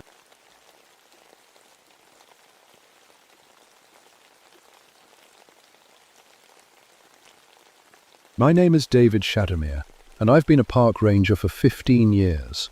I know every tree, every trail, and every animal in Jefferson National Forest like they're my own family. That's why what I'm about to tell you scared me so bad, I still wake up sweating. It was October 1988, The leaves were turning gold and red, and millions of birds were flying south for winter like they do every year. I'd seen it 1,000 times before. But this time was different. I was flying my helicopter over Mount Rogers that morning, doing the usual wildlife count. The radio crackled with static, which was weird because the weather was perfect. Clear blue sky, not a cloud anywhere. Then I saw them. Birds. Thousands and thousands of dead birds scattered across the valley floor like someone had dumped them from a truck. They weren't just lying around randomly either.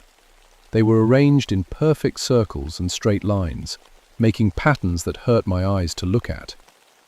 Wolfgang, I landed near Thunder Ridge to get a closer look. The smell hit me first.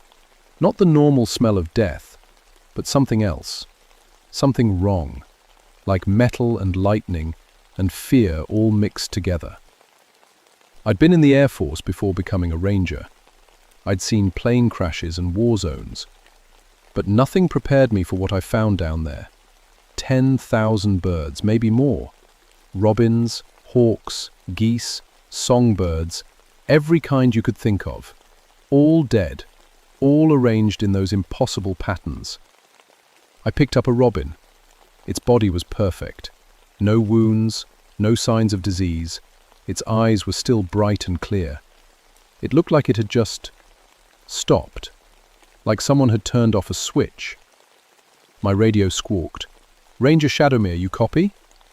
"This is Shadowmere. I'm at the Thunder Ridge site. We've got a situation here." "What kind of situation?" I looked around at all those dead birds, at the patterns they made that seemed to move when I wasn't looking directly at them. "I don't know yet." But it's big. I called Dr. Rebecca Stone, the wildlife biologist from the university. She was smart, tough, and had seen weird animal behavior before. If anyone could figure this out, she could. "Dead birds don't arrange themselves, David," she said, when I explained what I'd found. "Something did this. The question is what?" Kang, I also reached out to Tommy Youngwolf, a Cherokee tracker who knew these mountains better than anyone alive.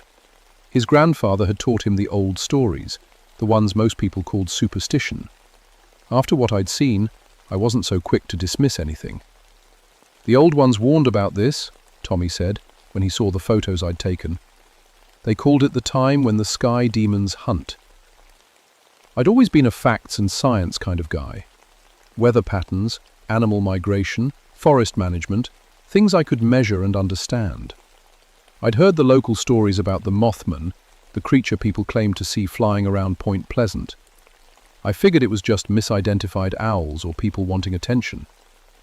But standing in that valley, surrounded by all those dead birds in their impossible patterns, I felt something I'd never felt before in these mountains. I felt watched. And whatever was watching me wasn't human. The wind picked up, even though the weather report said it would be calm.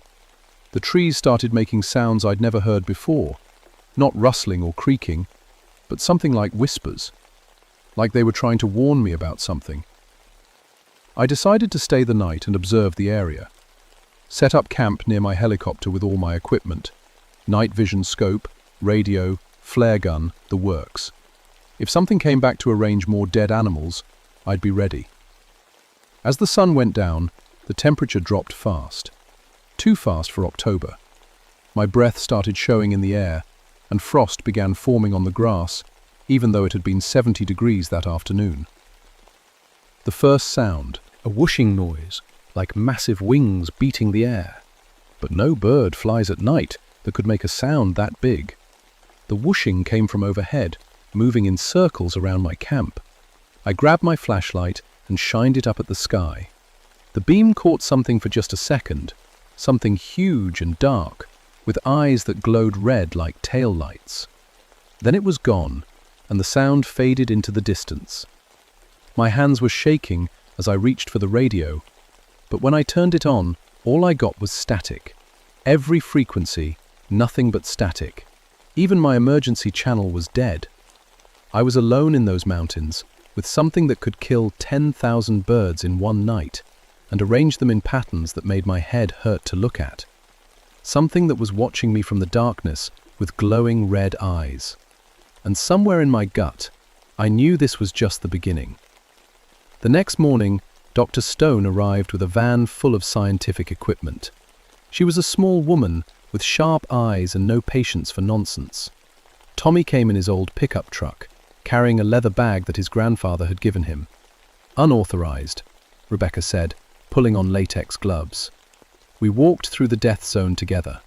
Rebecca took samples, measured distances, and photographed every pattern. Tommy walked around the edges, studying things I couldn't see. Buffering. The electromagnetic readings are off the charts, Rebecca said, checking her instruments.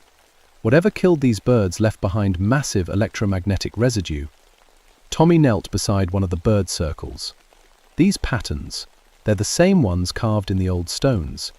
The warning stones my people left to mark dangerous places. Warning about what? I asked. Things that hunt from the sky. Things that shouldn't exist in our world. Rebecca stood up from examining a hawk. David, come look at this.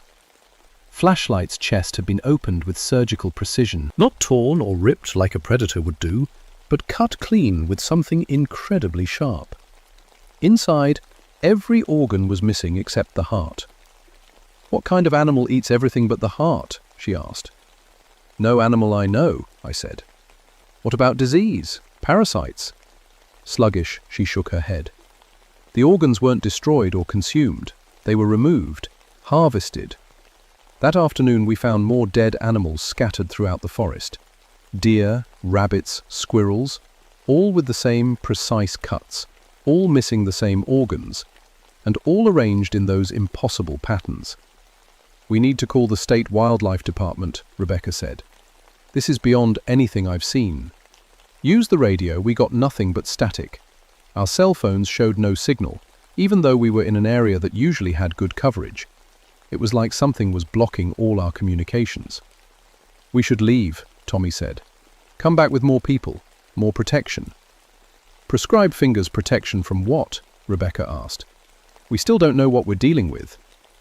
Yes, we do, Tommy said quietly. We just don't want to believe it. Polishing. That night we made camp together for safety. 3 people, 3 flashlights, and 1 campfire. Tommy burned something in the fire that smelled like sage and cedar. He said it would help keep dangerous spirits away. There are old stories, he told us as we sat around the flames. Stories about hunters from the sky realm who come to our world every few generations. They scout for resources, they take what they need, and they prepare the way for others. Safeguard. You're talking about folklore, Rebecca said. We need scientific explanations. Science and folklore aren't always different things, Tommy replied. My grandfather fought these creatures in 1932. His grandfather fought them in 1876.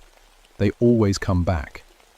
Around midnight, the fire started burning lower, despite having plenty of wood. The temperature dropped again, that unnatural cold that made our breath fog even though it was still October. We heard the wing beats. Not one creature this time, but several, flying in formation overhead like some kind of military squadron. I grabbed my night vision scope and looked up. What I saw made my blood freeze. 3 massive shapes flying in perfect triangle formation. Each one was huge, bigger than any bird that ever lived, and they moved with purpose, like they were surveying their territory. Do you see them? I whispered. Rebecca took the scope.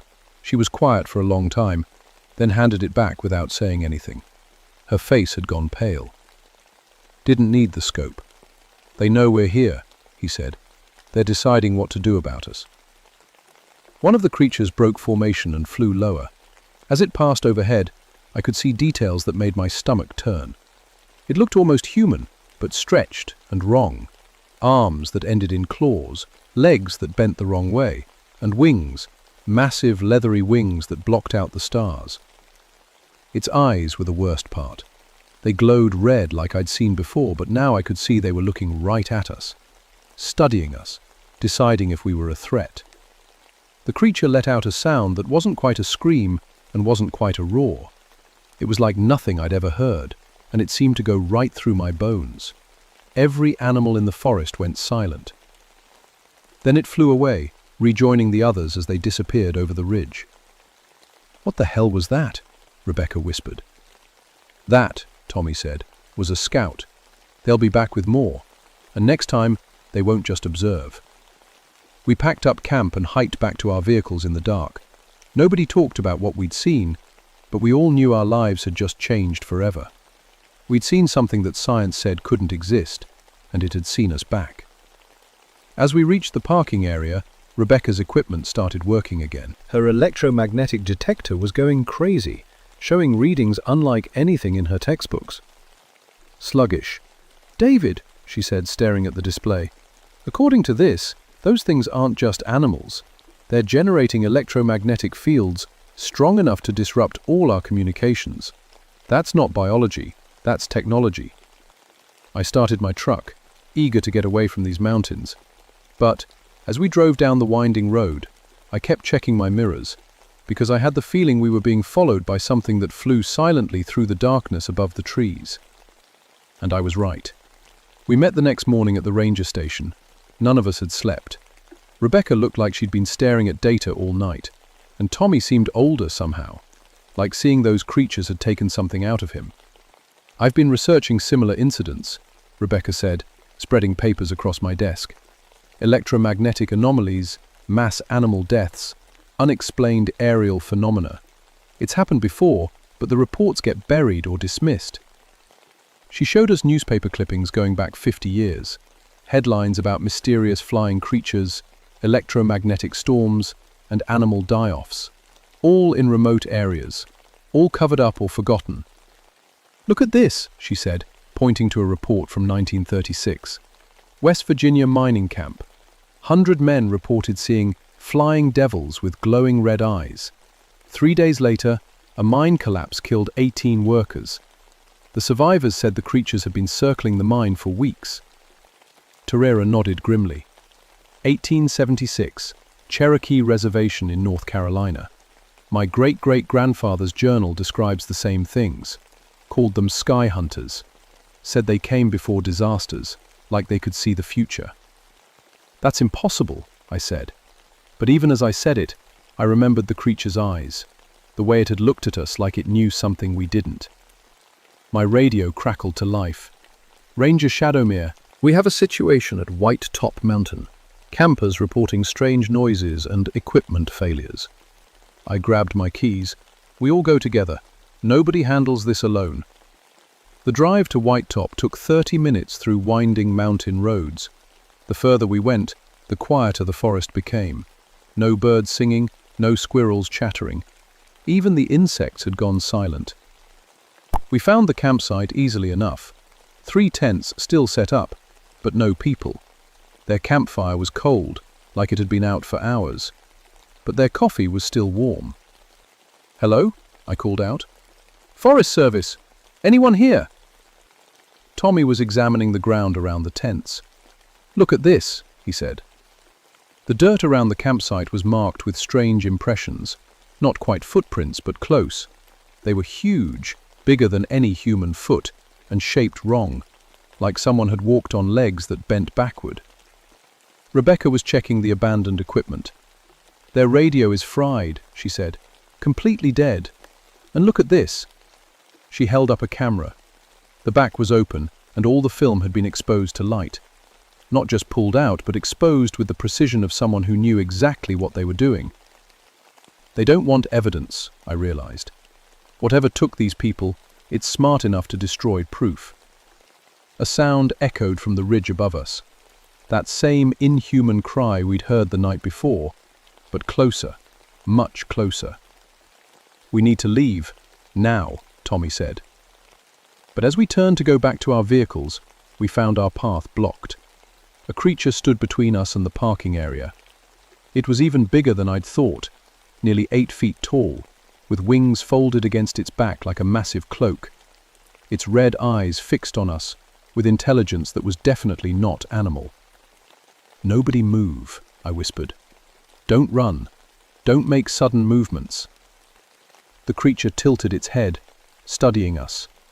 It took a step forward, and I could see its feet clearly now. They weren't feet at all, but claws, like a bird of prey, designed for grabbing and carrying. Relics. Rebecca made a small noise in her throat. The creature's head snapped toward her instantly. Its eyes began to glow brighter, and I felt something pressing against my mind. Images flooded my head. Not my memories, but someone else's, or something else's. I saw the campsite from above, like I was flying. I watched the campers run in terror as shapes descended from the sky. I saw them being lifted into the air, their screams cut short as they disappeared into the darkness. And I saw something else. More creatures, dozens of them, hidden in caves throughout the mountains, waiting, breeding, growing stronger. The vision ended abruptly. The creature spread its wings, easily 15 feet across, and launched itself into the air. The downdraft knocked us all to the ground, and by the time I got back to my feet, it was gone. Rebecca gasped. "Did you see what it showed us?" Tommy was already moving toward our trucks. "We need to get to the Cherokee Council, now. This is bigger than just a few missing campers." As we drove away from White Top, I couldn't stop thinking about what I'd seen in that vision. The creature had shown me its memories on purpose. It wanted me to know what was coming. They weren't just random killers. They were organized. They had a plan. And we were running out of time to stop it. That evening, Tommy took us to meet his uncle, William Youngwolf, who served on the Cherokee Tribal Council. The old man listened to our story without interruption, his weathered face growing more serious with each detail.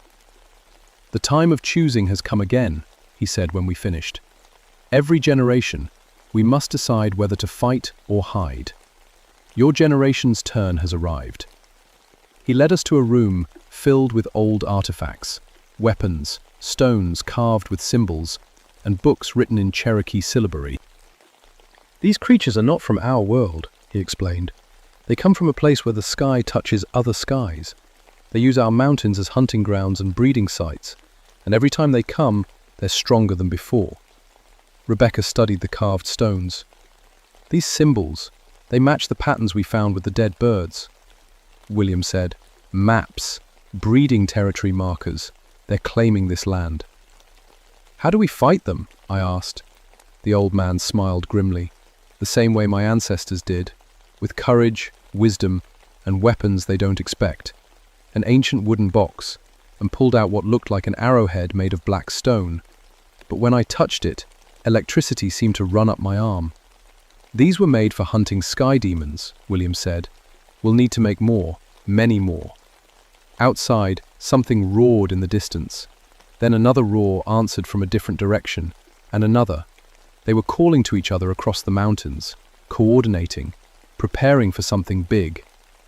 "How many are there?" Rebecca asked. William closed his eyes and listened to the sounds echoing through the darkness. "Enough," he said quietly. "More than enough." The attack started 3 days later. At first, it was just missing hikers and campers, people who ventured too far into the remote areas and never came back. The local sheriff blamed bears or accidents, but we knew better. Then the creatures got bolder. A construction crew working on a new road reported being dive-bombed by something like a giant bat. 2 workers ended up in the hospital with deep claw marks across their backs. Rebecca had been studying the electromagnetic readings, and what she found terrified us all. "They're not just hunting randomly," she explained, showing us her charts. "Look at the pattern. They're systematically clearing out every living thing in specific areas, Creating zones where nothing survives. Hunting preserves," Tommy said darkly. My grandfather's journal mentions this. They clear out areas and turn them into nesting sites. Youngwolf had gathered warriors from 3 different Cherokee communities, old men mostly, but tough as leather and carrying weapons that looked ancient but felt powerful. They'd been preparing for this fight their whole lives. "We have one advantage," William told us. "They don't know we still remember the old ways. They think we've forgotten how to fight them. It lasts long." But our advantage didn't. Stone started changing after our second encounter with the creatures. She became obsessed with studying them. spending hours staring at the electromagnetic readings and muttering about evolutionary advancement. "They're not invaders," she told me one night. "They're teachers. They're showing us what we could become." I should have seen the warning signs. The way her eyes started reflecting light differently. How she always seemed to know where the creatures would appear next. The way she began drawing the same symbols we'd found with the dead birds. The truth came out during our planned assault on one of their nesting sites. We'd tracked a group of creatures to a cave system near Mount Rogers. William's warriors had surrounded the area with traditional protective symbols, and we were prepared to use the ancient weapons against them. But Rebecca led the creatures straight to us. "You don't understand," she said as the first creature landed behind our position. "They're not our enemies. They're evolution itself." Tommy tried to stop her, wasn't human anymore. While they struggled, more creatures emerged from the cave.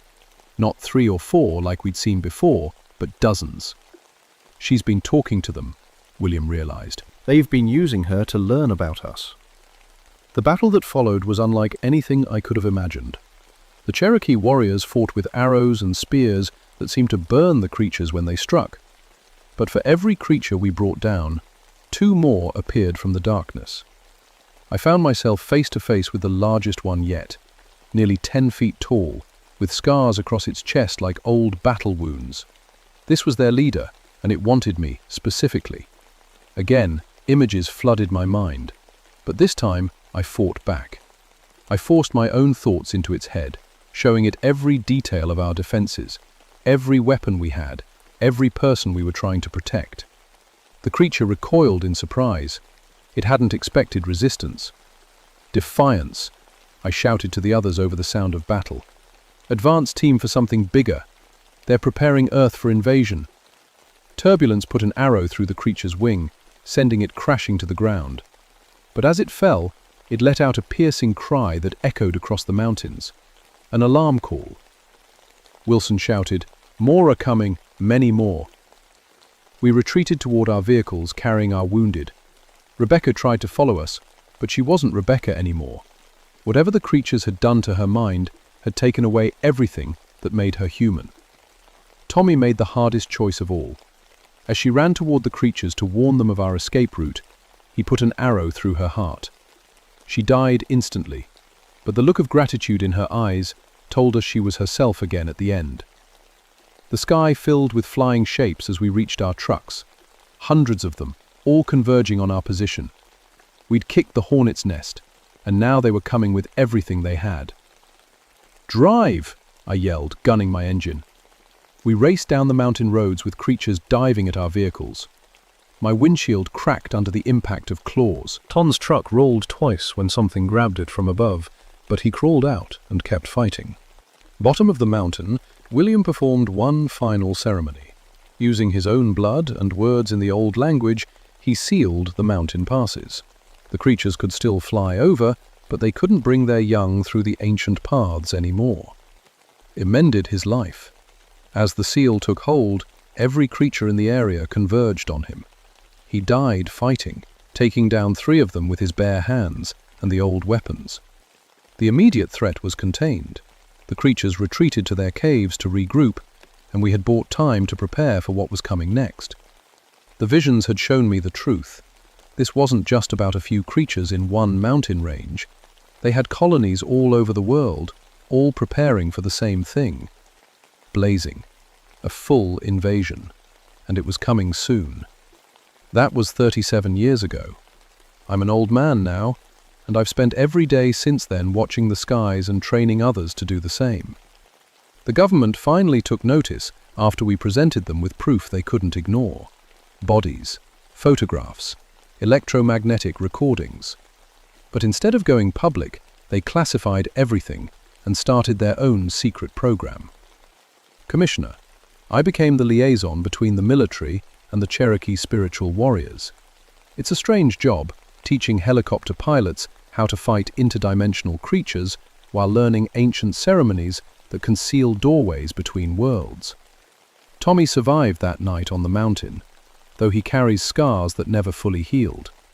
He runs the Cherokee side of the operation now, training young warriors in the old ways and keeping watch over the sealed passages. We've learned a lot about them over the years. They're not just random monsters, they're organized, intelligent, and patient. What we fought that night was just the advance team. The real invasion force is still coming, forbidden. They reproduce quickly, adapt fast, and learn from every encounter. The second generation could camouflage themselves. The third generation showed signs of telepathic communication. We've stopped counting generations now because they've become too human-looking to easily identify. But we're stronger too. The Cherokee spiritual weapons work when combined with modern technology. We've built detection networks across the Appalachian Mountains. We've trained specialized military units in supernatural combat. Most importantly, we've learned to work together. Indigenous knowledge and government resources, ancient wisdom and modern science. It's the only way to fight something that exists in both the physical world and the spiritual realm. The creatures still hunt in remote areas. We contain what we can and cover up what we can't. Missing hikers get blamed on bears or getting lost. Electromagnetic anomalies get explained as solar flares or equipment malfunctions. Sometimes, late at night when spike, I still see them flying over the mountains, watching, waiting, planning. They know we're ready for them now. They know we remember the old ways and have new weapons. So they're being more careful, more patient. The Cherokee prophecies say the final battle will come when the sky splits open and their full force arrives. Not dozens of creatures, but thousands, maybe millions. I won't live to see that day. My arthritis keeps me grounded now, and my eyes aren't sharp enough for night watches anymore. But I've trained my replacement, a young Cherokee woman who can fly helicopters and speak to spirits with equal skill. The knowledge continues, the watch continues, the weapons are ready. And when those things finally come in force, we'll be waiting for them. Reading this and you live in the mountains, anywhere in the world, pay attention to the signs. Unexplained animal deaths, electromagnetic disturbances, the sudden silence of all wildlife. And if you see something with glowing red eyes flying overhead, don't try to photograph it. Don't try to prove it exists. Just run and call the authorities. Because some secrets are kept to protect people, not to hide the truth. Behind the Mothman's brood is real. They're out there, and they're still waiting for their chance to claim this world as their own. But as long as people like us keep watching the skies, they'll have to keep waiting. The mountains remember, and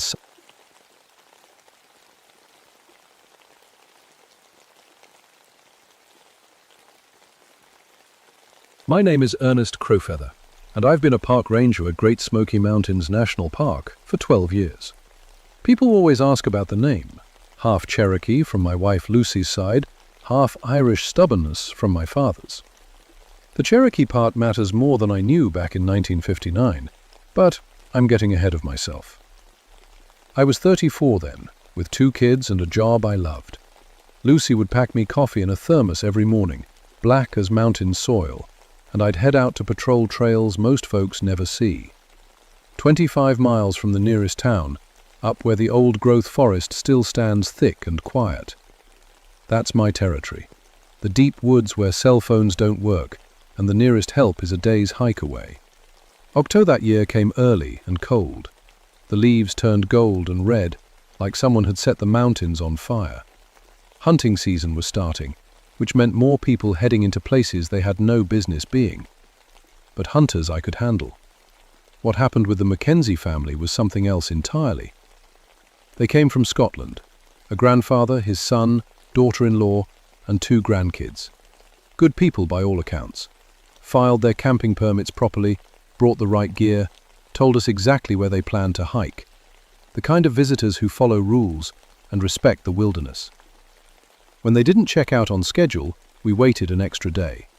Sometimes families lose track of time in the mountains, but when we found their campsite near Cataract Falls, I knew something was very wrong.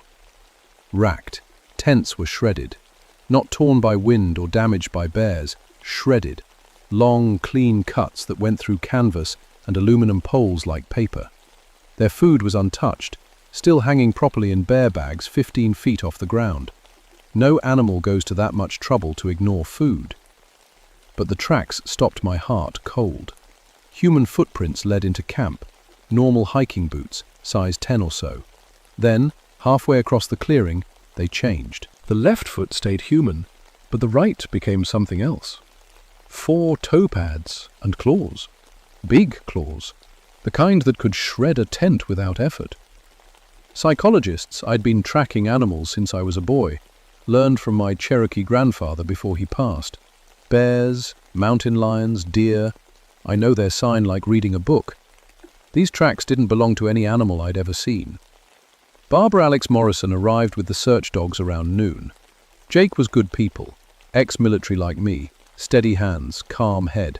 The dogs were his pride and joy, trained for mountain rescue, never failed to find someone before. They took one sniff of those strange tracks and backed away, whimpering. Ranger, Jake's best bloodhound, actually tried to climb back into the truck. In 12 years of search and rescue, I'd never seen dogs act like that. "What do you think spooked them?" Jake asked, scratching his head. I have an answer. Not yet. We expanded the search grid, brought in Tommy Swimmer from the Cherokee Reservation as our guide. Tommy knew these mountains like his own backyard, could track a ghost through running water. But when he saw those mixed tracks, his face went pale. "We should call this off," he said quietly. "Call in the state police, let them handle it. 5 people are missing, Tommy, a family with kids." He looked at the claw marks on the trees, 4 parallel gouges that went 20 feet straight up an old oak. "Some things are worse than being lost, Ernest." I thought he was being dramatic. Mountain folk love their ghost stories, their legends about things that hunt in the deep woods. I figured we were looking at an injured mountain lion, maybe rabid, maybe just territorial. Big cats can walk on their hind legs sometimes when they're hurt. I was wrong about everything. As the sun started setting, we made camp near the destroyed site. Standard procedure: establish a base, search in expanding circles at first light. The temperature dropped 20 degrees after dark, which wasn't unusual for October, but it dropped fast, like someone had opened a freezer door. When we heard it, a sound like a woman crying but wrong somehow, too deep, too wild. It echoed off the ridge walls until you couldn't tell where it came from. The dogs huddled against Jake, shaking. "Bobcat," I said, trying to convince myself. "They sound almost human sometimes." Tommy Swimmer was staring into the darkness beyond our firelight. "That's no bobcat," he whispered. "That's the wampus cat, and she's hunting." Gampus cat stories before, Cherokee folklore about a woman transformed into something between human and mountain lion. Every kid who grew up near the reservation knew the tales. But Tommy wasn't telling stories around a campfire. He was scared, genuinely scared, and Tommy Swimmer wasn't afraid of anything in these mountains. "Tell me about the wampus cat," I said, keeping my voice steady. Toked the fire with a stick, sending sparks into the cold air. Her name was Running Deer. Long time ago, maybe 200 years, she broke sacred law, spied on the men's hunting ceremonies where women weren't allowed. The spirits punished her, turned her into something that could never be fully human or fully animal again. And you think she's still out here? Every 20, 30 years people disappear. Always the same pattern. Camps destroyed, strange tracks, families vanishing without trace. My grandfather told stories. His grandfather told stories. Goes back generations. Jake was checking his rifle, though he kept it casual. Assuming this isn't folklore, what exactly are we dealing with? Something that thinks like a person but hunts like a cat. Something that can change its shape, walk on 2 legs or 4. Something that's been angry for 2 centuries and takes it out on anyone who gets too deep into her territory. The crying sound came again, closer this time, definitely moving in our direction. I'd been in Korea, seen combat, faced down armed men trying to kill me, but this sound made my skin crawl in a way gunfire never did. Our dog suddenly bolted, just ran straight into the dark woods, yelping like something was chasing them. 3 trained search and rescue animals abandoning their handlers. That doesn't happen. "We need to find those dogs," Jake said, grabbing his flashlight. "No," Tommy grabbed his arm. "Dogs know better than people sometimes. They're not running from something, they're running to safety. I was about to argue when we heard branches snapping in the tree line, heavy footsteps, but the rhythm was wrong. Not quite human, not quite animal. Something moving carefully, testing each step. My flashlight beam caught yellow eyes 30 feet away, not reflecting yellow like deer or raccoons, glowing yellow, like there was fire behind them. They were too high off the ground to be any normal animal, maybe 6 feet up, but they moved side to side like a cat watching prey. "Everyone stay calm," I whispered, reaching for my sidearm. "Don't run, don't make sudden movements." The eyes disappeared. Complete darkness, complete silence. Even the normal night sounds, owls, insects, small animals moving through leaves, everything stopped.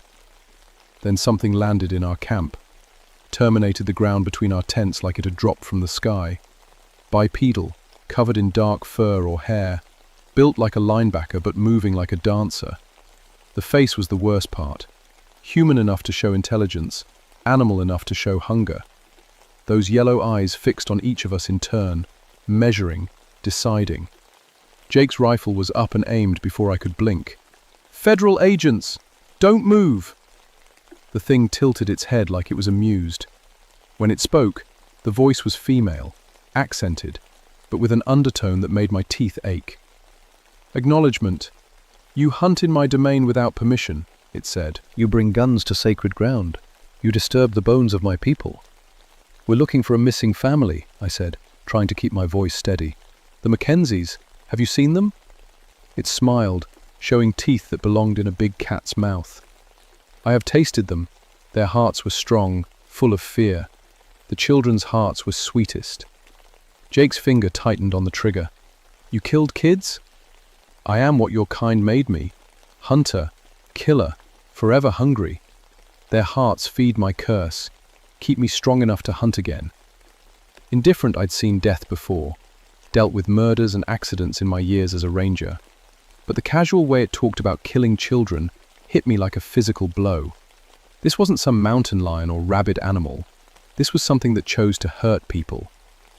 "Where their bodies?" I demanded.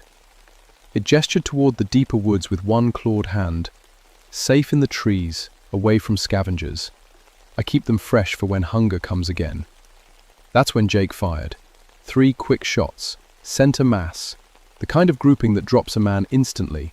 The bullets hit, I saw the impacts, but the creature just staggered back a step and laughed. "Iron cannot kill what iron created," it said. "Your people's weapons made me. Cherokee magic keeps me alive." Indicted faster than anything that size should move. One moment, it was 10 feet away. The next, it had Jake by the throat, lifting him off the ground with one hand. His rifle fell into the fire, sending sparks everywhere. "But you can still bleed," it whispered, and its claws extended like switchblades.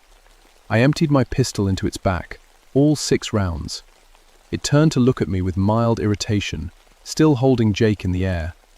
"Your turn will come, Ranger Man. But first I smell Cherokee blood on you. That makes you special." Bandwidth, it dropped Jake and vanished into the darkness.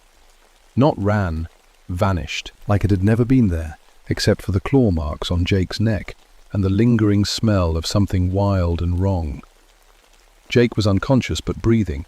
Tommy was praying in Cherokee, words I didn't understand but recognized as desperate. And somewhere in the darkness, that thing was still out there, still hunting. I radioed for emergency backup and medical evacuation, but we were too far out, too deep in the mountains. The radio crackled with static and dead air. We were on our own with something that had killed a family and promised to kill us too. The worst part was what it had said about Cherokee blood, about me being special. Lucy was full-blood Cherokee, which made our kids half. If this thing was targeting people with Cherokee heritage, my family was in danger. As I tried to stop Jake's bleeding, and Tommy kept watch with a rifle that we now knew was useless, I realized we weren't dealing with an animal or even a person. We were dealing with something that had been hunting these mountains for 200 years, something that modern weapons couldn't kill. Unless who I was. We spent the rest of the night taking turns on watch, while Jake drifted in and out of consciousness. The claw marks on his neck were deep, but clean, like surgical cuts. They should have killed him, but the creature had been precise, careful. It wanted him alive. "Why didn't it kill us?" I asked Tommy during his watch shift. "Maybe it's not time yet. Maybe it's playing with us." He was carving something into a piece of oak with his hunting knife. Symbols I didn't recognize but felt important. My grandfather gave me these protection marks. Might help, might not. But Cherokee magic is old, older than whatever curse made that thing. Dawn broke, we found the Mackenzie family. They were arranged in a circle 40 feet up in the branches of an ancient oak tree. Not thrown there, not dragged up, arranged. Each body was positioned carefully, Arms folded, eyes closed. Someone, or something, had taken time with them, treated them with a respect that made the whole scene even more disturbing. The hearts had been removed with surgical precision. No torn flesh, no savage wounds. Clean cuts that suggested both intelligence and practice. This wasn't random killing, it was ritual. "Jesus," Jake whispered. He was awake now, voice hoarse from the throat wounds.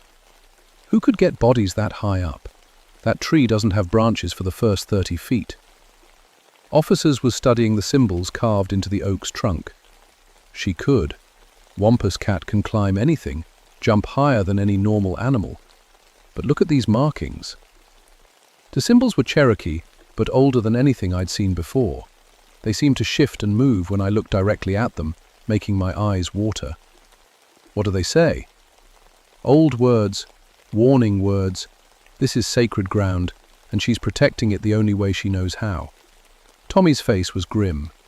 The family wasn't random, Ernest. They camped on Cherokee burial ground, disturbed ancestor spirits. Discharge, that doesn't justify murder. No, but it explains why she's so angry. We called in the state police and coroner, but it would take them hours to reach us. While we waited, I tried reaching Lucy on the radio. Static and dead air. Tried calling the ranger station. Nothing. Communications are down across the entire grid, Jake reported. Whatever that thing is, it's jamming our signals somehow. That's when we found the second campsite. At the Mackenzie location, we discovered the remains of another camp. This one was older, maybe a week or two. 2 tents, both shredded the same way. But no bodies this time, just bloodstains, and more of those impossible tracks. "Cardboard college kids," Jake said, reading the abandoned permit forms. "From Kentucky, hiking the Appalachian Trail connection." Tommy was examining the ground around their fire pit. They ran. Got away, but she followed. Track pattern shows pursuit, fear, desperate flight through heavy brush. Lung half a mile before finding them, or what was left of them. The young man had made it farther. His body was tangled in a deadfall 100 yards ahead of his girlfriend. Both had claw marks across their backs, deep gouges that suggested the creature had been toying with them, letting them think they could escape. 3 separate incidents, I said, trying to think like a cop instead of a scared man. 3 different time periods. This isn't random hunting, it's pattern behavior. Jake was checking their backpacks for identification. And she's getting bolder. More frequent kills, less effort to hide evidence. A branch snapped behind us. We spun around, weapons ready. I think the other beginning, the Tracketly world-only empty forest. The normal sounds of daytime birds and insects had stopped again, that same unnatural silence we'd experienced the night before. "She's watching us," Tommy said quietly, deciding when to finish what she started. Radio crackled to life, static, then a voice, Lucy's voice, but wrong somehow, too calm, too distant. "Ernest? Ernest, are you there? Something's wrong at home. Something's watching the children." "Where are you? Are you safe?" Disappointment. "The windows, Ernest. She's at the windows, looking in. Yellow eyes, just watching. The kids are scared." Wavelength. The radio went dead. I tried calling back, but got only static. "It's 25 miles to our house," I told Jake and Tommy. "If I leave now, drive hard, I can be there in 2 hours."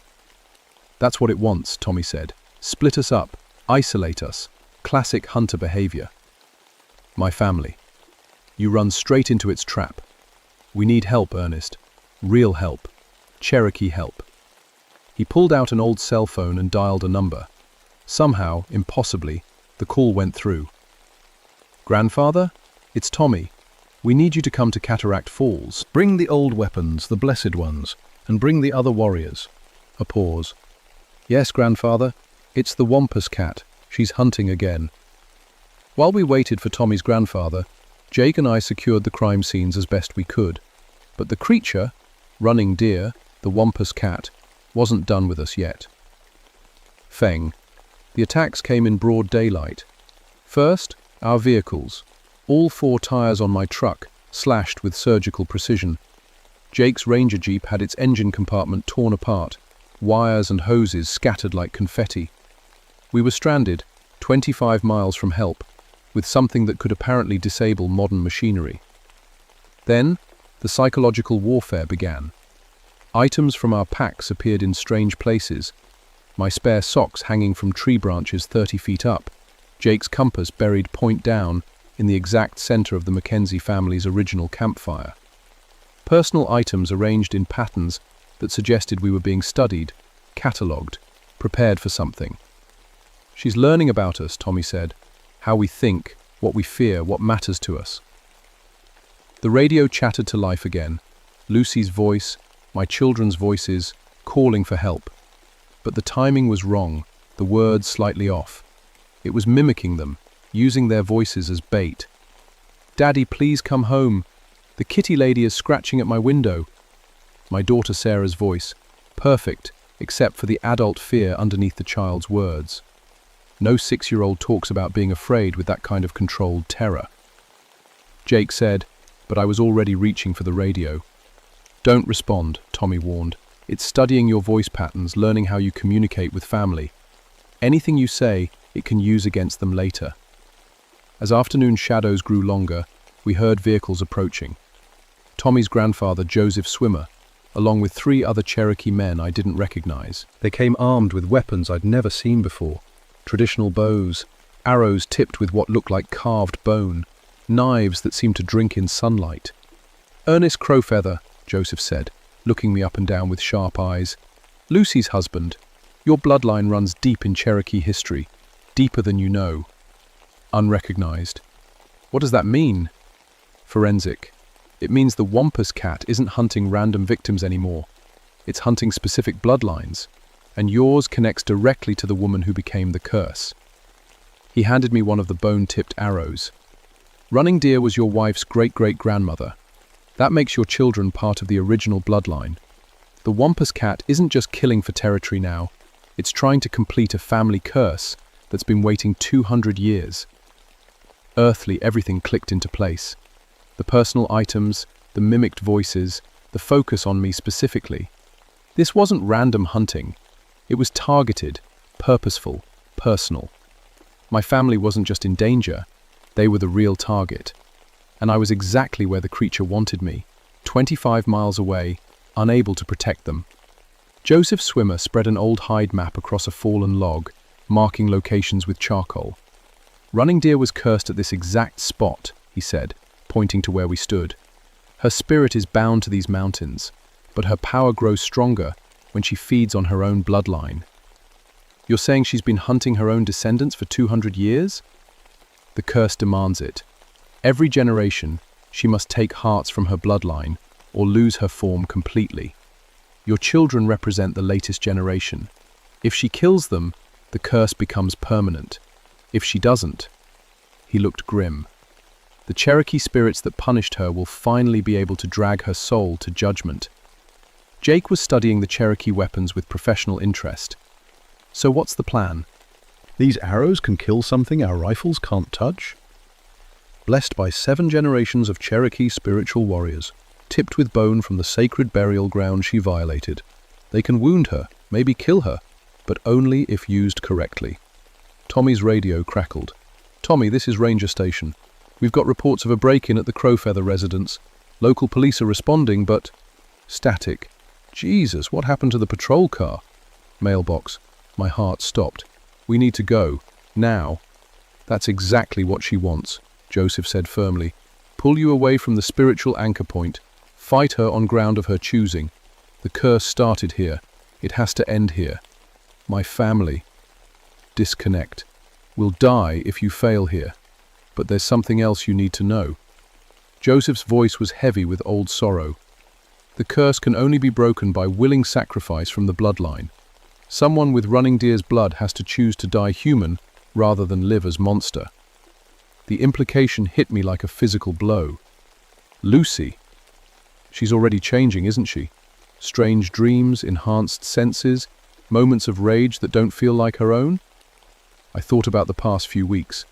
Lucy's night terrors, the way she'd started avoiding mirrors, her sudden ability to track animals by scent alone. Signs I'd missed or ignored. The Wampus cat's presence triggers the transformation in blood relatives, Joseph continued. Your wife is becoming what running deer became. The only way to stop it is through ritual sacrifice before the change completes. A scream echoed across the mountains, not the creature's hunting cry, but something new. Pain, rage, and desperation mixed together. It was coming from the direction of our house. Prohibited. We're out of time, I said. Joseph gathered his warriors. Then we finish this. Cherokee Way. Participates. The battle began before we reached the ritual site. She came at us through the trees like liquid shadow, moving too fast for human eyes to track properly. The younger Cherokee warriors had positioned themselves in a traditional hunting formation, but the Wampus cat had been fighting their ancestors for 2 centuries. She knew their tactics. The first warrior went down with claw marks across his chest. Not killed. She was still being precise, still making choices about who died when. But the message was clear. She could end any of us whenever she chose. Spread out, Joseph shouted. Don't let her corner you. Use the blessed ground. We were fighting on the original curse site now, where Cherokee shamans had first transformed running deer.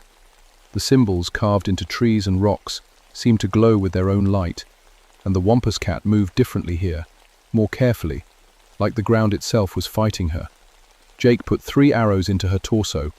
Normal arrows would have been useless, but these were blessed Cherokee weapons.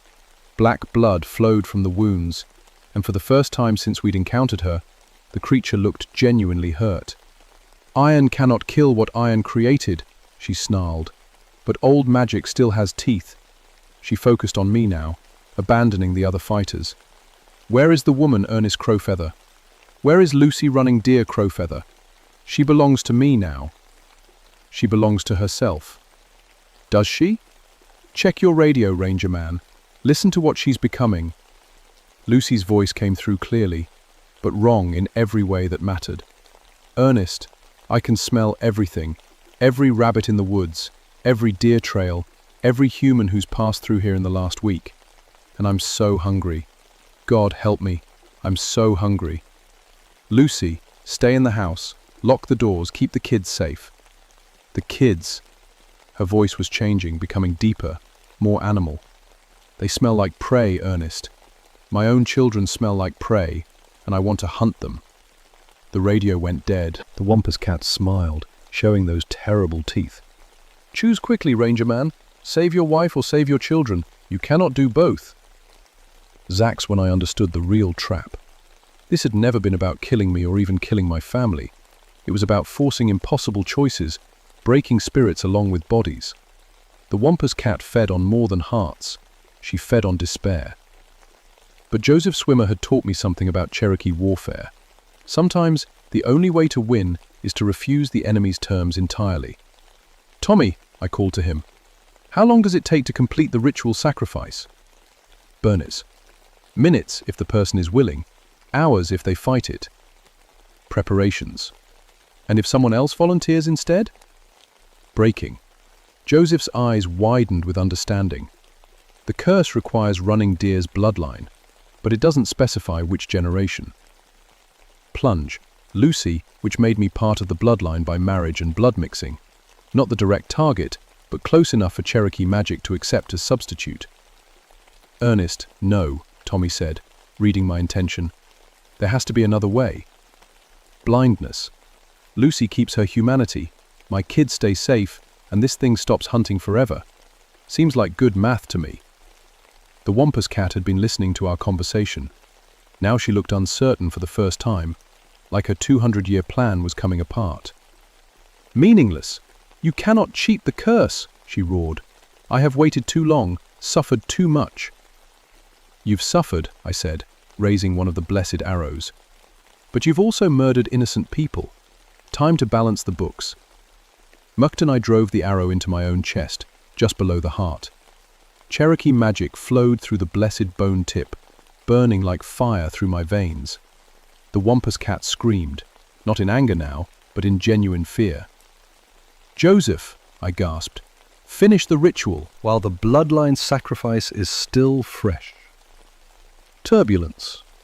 The Cherokee spiritual warriors began chanting in their ancient language, words of binding and judgment that had been waiting 2 centuries to be spoken. The Wampus cat's form began to shift and blur, losing cohesion as the curse that held her together unraveled. Investigators, dying wasn't as easy as I'd hoped. The arrow wound should have killed me in minutes, but Cherokee magic doesn't follow medical rules. Instead of bleeding out, I felt the curse energy flowing through me, showing me 200 years of Running Deer's memories.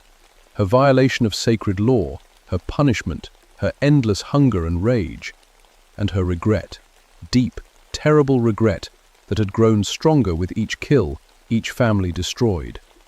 "Help me," she whispered as her form continued dissolving. "I never wanted this. They made me into monster, but I never wanted to hurt children." Through the curse connection, I could feel her true nature. Not the predator we'd been fighting, but a woman trapped in a nightmare of her own making. The Cherokee shamans had punished her violation of sacred law by turning her into everything she'd feared most. "The ritual," Joseph said urgently. "You have to complete it willingly, Ernest. Accept the curse transfer before you die." Tommy, then at Jake, finally at Joseph. "If I take on her curse, what happens to me?" "You become the guardian instead of the hunter. The curse changes from punishment to responsibility. You protect the sacred sites instead of killing those who violate them." It wasn't death, but it wasn't life as I'd known it either. Still, it was better than letting my family face transformation or letting other families face what the Mackenzies had endured. "I accept," I said. The gan immediately. Power flowed into me as it drained from Running Deer, but it felt different, controlled, purposeful, protective instead of predatory. My senses sharpened until I could hear heartbeats from a mile away, smell individual human scents from hours ago. But the hunger was manageable, directed toward protecting rather than killing. Running Deer's form collapsed completely, revealing the ancient bones of the original Cherokee woman. Joseph and his warriors began the traditional burial ceremony, finally laying her spirit to rest after 2 centuries of torment. "Sluggish," I said into my radio. The connection was clear now, cleaner than it had ever been. "Confiscated." "Ernest? Something's happening. The hunger is going away. I feel normal again." "It's over. Take the kids to your mother's house and wait for me there. I'll explain everything when I get back." Cornfill. I get back? The curse had changed me in ways I was only beginning to understand. I was stronger, faster, more aware than any human should be. But I was also tied to these mountains now, bound to protect Cherokee's sacred sites and burial grounds from future violations. Amendment. Jake helped me to my feet.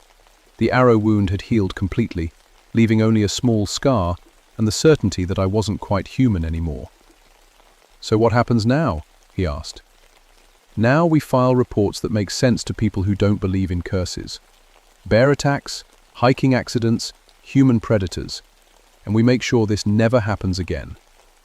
Repetition. Swimmer gathered the blessed weapons. "You'll need training, Ernest. Learning to control what you've become. Understanding your new responsibilities. It won't be easy." Bilingual. "Will I be able to stay with my family?" Paycheck. "Yes, but you'll be different. They'll sense the change even if they can't name it. Your children especially. They carry the bloodline too, and bloodline recognizes power." Polluted. Over the following weeks, we crafted official stories that satisfied authorities. The Mackenzie family and college students had been killed by a rogue mountain lion, later destroyed by park rangers. Morrison and I received commendations for our courage under fire. The Cherokee involvement was completely omitted from all reports. But the real work was just beginning. I discover other sites across the Appalachians waiting for the right trigger to awaken them. Cherokee burial grounds, sacred hunting territories, places where old magic still held power over the modern world. My new role as guardian meant protecting these sites from development, camping violations, and spiritual disturbances that could create new monsters. The government took notice. Not officially, there are no federal departments that handle supernatural threats, but certain individuals in certain agencies began consulting me on unusual incidents across the Southeast. I became a cultural liaison specialist, which provided cover for my real work. Lucy adapted to having a husband who could track scents like a bloodhound and hear conversations from the next county. The kids grew up knowing their father was different, but they also learned Cherokee traditions from their mother's family and understood the responsibility that came with their heritage. Sometimes, late at night when the mountains are quiet, I can still hear Running Deer's spirit. Not the tortured creature she became, but the woman she was before the curse. She's at peace now, grateful that her 200-year nightmare finally ended. But I also hear other things, older things, deeper things, curses and guardians, spirits and monsters, all maintaining the balance between the modern world and ancient powers that most people will never know exist. My name is Ernest Crowfeather, and I've been protecting the Great Smoky Mountains for 66 years now. People think I look good for my age, but they don't understand that Cherokee magic operates by different rules than normal time. I'm still here because the work isn't finished. There are still sacred sites to protect, still families who might wander into places they don't understand, still curses waiting to be triggered by careless violations of old laws. In other mountains, on other reservations, other guardians are doing the same work.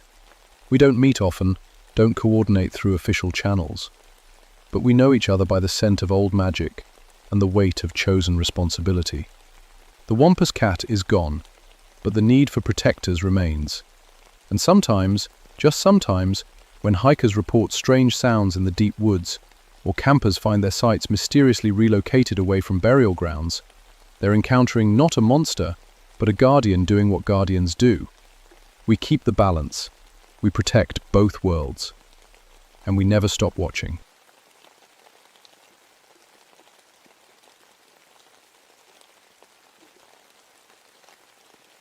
My name is Rebecca Hollaback, and I've been a park ranger at Cumberland Gap for 8 years now. People always ask about my last name.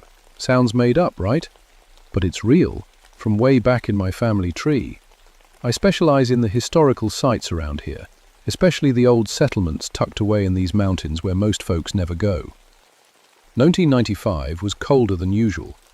The leaves had already fallen, leaving the trees bare and making it easier to spot things that had been hidden all summer. I was driving the back roads near Vardy Valley when the call came in about the missing research team. "Rebecca, we got a problem," my supervisor Jim crackled through the radio. "University of Virginia sent a DNA research team up to study some old Melungeon sites. They were supposed to check in 3 days ago." The Melungeons. I knew about them from my anthropology studies. They were this mysterious group of people who lived in these mountains for hundreds of years. Nobody knew exactly where they came from. Some said Portugal, others said Turkey, maybe Cherokee. What everyone agreed on was that they kept to themselves and had their own ways. "Where'd they go missing?" I asked, already turning my truck toward the deeper hollows. "Where was near the old Collins homestead? You know it?" I did. It was one of those places that felt wrong even in broad daylight. The locals wouldn't go near it, and they never wanted to talk about why. In all my years giving tours, whenever I mentioned the old Melungeon settlements, people would get quiet and change the subject. The Collins place sat at the end of a winding dirt road that barely deserved the name. My truck bounced and rattled over rocks and ruts until I finally saw the old cabin through the trees. It was more falling down than standing up, with a sagging roof and broken windows that looked like dead eyes. But attention was the white van parked beside it. University plates, just like Jim had described. The doors were wide open and equipment was scattered around like someone had left in a hurry. I grabbed my radio and my flashlight, even though it was still afternoon.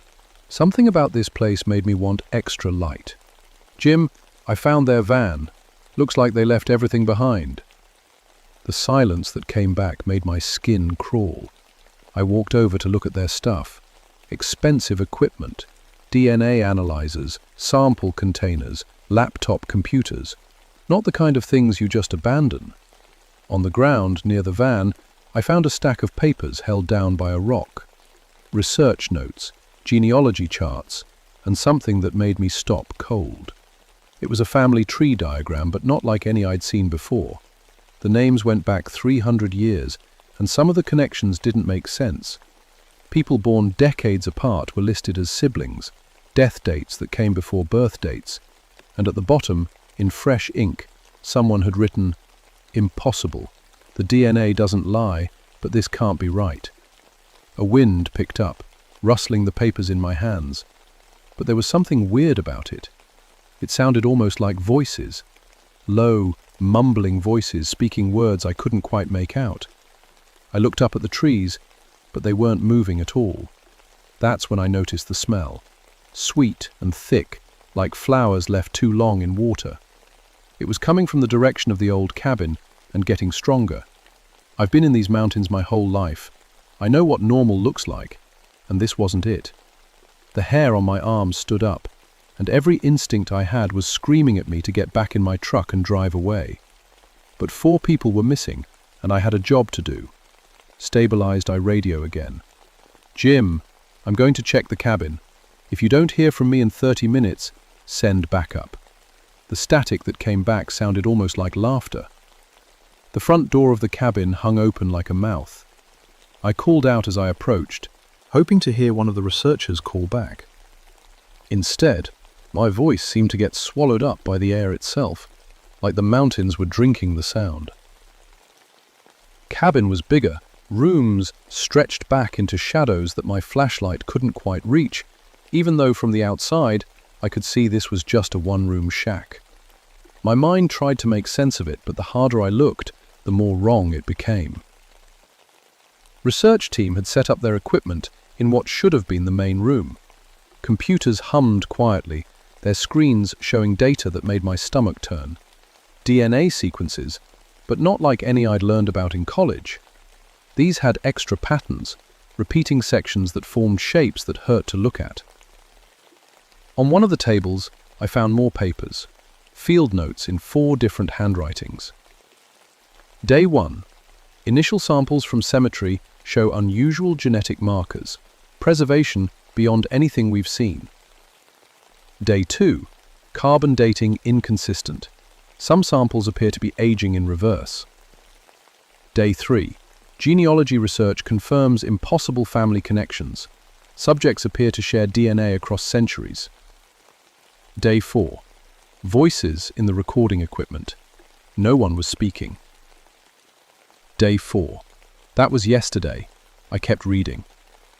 Late night, day 4. Sarah saw someone in the cabin with us. Described, elderly woman in old-fashioned dress. When we looked, no one there. Equipment registered presence of 5 additional people. Early morning, day 5. We're not alone here. The locals were right to stay away. The DNA results show something that can't be real. Some of these samples are from people who are still alive, but the tissue is over 200 years old. The last entry was in shaky handwriting. Frustrations. They're all here. All of them. Every generation standing together. They're trying to tell us something, but we can't understand. Going to try voice recordings. I found their audio equipment still running. When I hit playback, my heart nearly stopped. While those few minutes were normal, team members discussing their findings, arguing about test results, then, underneath their voices, other sounds started creeping in. Whispers in languages I didn't recognize. An old woman humming a tune that made my bones ache. And then, clear as day, a man's voice speaking in an accent I'd never heard before. She comes. The bloodline calls to itself. She will understand what you cannot. One of the researchers, a woman, responded, "Who's there? We can't see anyone." We are always here, in the blood, in the bone, in the memory that passes from mother to child. You dig where you should not dig. You seek what should remain hidden. The woman's voice got shaky. We're just studying genealogy, historical DNA analysis. History lives here. It does not sleep in your machines. That's when the screaming started. Blazing, not from the researchers, from the equipment itself. Every machine began shrieking at once, a sound like metal being torn apart. On the recording, I could hear the team shouting, panicking, trying to shut down their computers. And underneath it all, that old woman's humming got louder and louder until it drowned out everything else. Then, silence. I checked the timestamp. The recording had stopped at 3:17 a.m. this morning, just 8 hours ago. My hands were shaking as I turned off the playback. That's when I noticed that one of the computers was still running a program. The screen showed a real-time DNA analysis, but the sample container was empty. The machine was analyzing something that wasn't there, and the results kept changing, as if the invisible sample was evolving while I watched. But the worst part was the name at the top of the screen. It said Sample, Rebecca Hollowback, Historical Comparison. They had been running my DNA I'd never given them. And according to the computer, I was a perfect genetic match for samples that were 300 years old. A floorboard creaked behind me. I turned around and saw her, an elderly woman in a long brown dress that looked like it came from the 1800s. She had dark skin and sharp eyes that seemed to look right through me. "You should not have come here, child," she said in a voice like wind through autumn leaves. But then again, the blood always calls us home. I tried to speak, but my throat had closed up. "I am Mahala Collins," she said, stepping closer. "And you, Rebecca Hollowback, are my great-great-granddaughter. Welcome to the family." I blinked hard, sure I was seeing things. But when I opened my eyes, Mahala Collins was still there, solid as the floor beneath my feet. She looked maybe 70, but something about her felt much older. "That's impossible," I managed to say. "Collins died in the 1800s. I've read the records." She smiled, showing teeth too white for someone her apparent age. "Records lie, child. Names get changed, dates get mixed up. But blood doesn't lie. Blood remembers everything." She gestured to the computer screen showing my DNA analysis.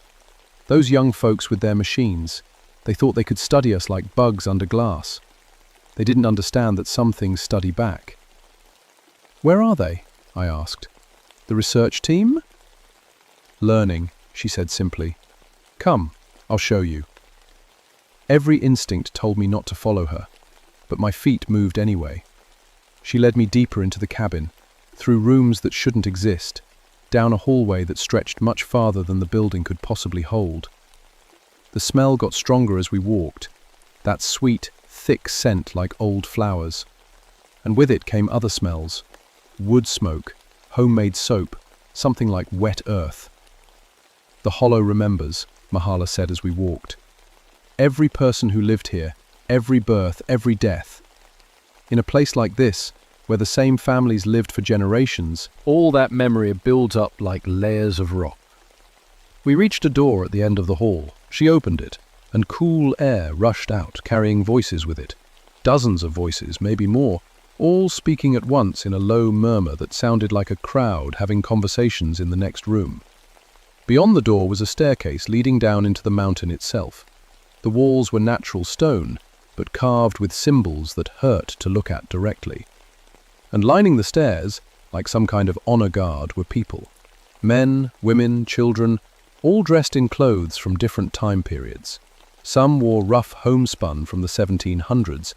Others had the simple dresses and work shirts of the early 1900s.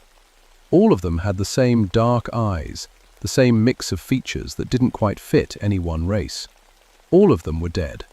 I could tell because they were slightly transparent, and because some of them had wounds or signs of sickness that should have killed them long ago. But they watched me with intelligence, with purpose. The Melungeon families, Mahala explained. We were never just one thing, not Cherokee, not African, not European. We were something new, something that scared people because they couldn't put us in a box, so they tried to make us disappear. As we walked down the stairs, the dead people turned to follow our progress. I heard whispers in that strange accent from the recording, words I couldn't understand, but that made my chest feel tight. They forced us into these mountains, Mahala continued, took our children away, said our marriages weren't legal, told us we couldn't own land. Some families gave up, tried to pass as white or Cherokee or whatever would keep them safe. But some of us, we went deeper. We found ways to stay connected. The staircase opened into a huge underground chamber, and there, arranged in a circle on the stone floor, were the 4 missing researchers. They were alive but wrong. Their hair had gone completely white, and their skin was wrinkled like they'd aged 50 years in a day. They sat perfectly still, eyes closed, while that low, humming sound came from their throats. "What did you do to them?" I whispered. "Gave them what they wanted," Mahala said. "Knowledge. They wanted to understand our genealogy, so we showed them. All of it. 300 years of family history, experienced all at once." One of the researchers opened her eyes and looked at me. When she spoke, it wasn't in her own voice, but in the same accent I'd heard on the recording. "Tell them," she said. "Tell them we are still here. Tell them the blood remembers." Then her eyes rolled back and she started humming again. "They're stuck," I said, understanding flooding through me. "They're experiencing all those memories at the same time." "The mind can only hold so much," Mahala agreed. "But you're different. You have the blood. You can handle it." She reached out and took my hand. Her skin felt warm, too warm, like she was running a fever. The moment she touched me, the world exploded. Suddenly, I was a young woman in 1847, hiding in these same caves, while men with torches searched for my children.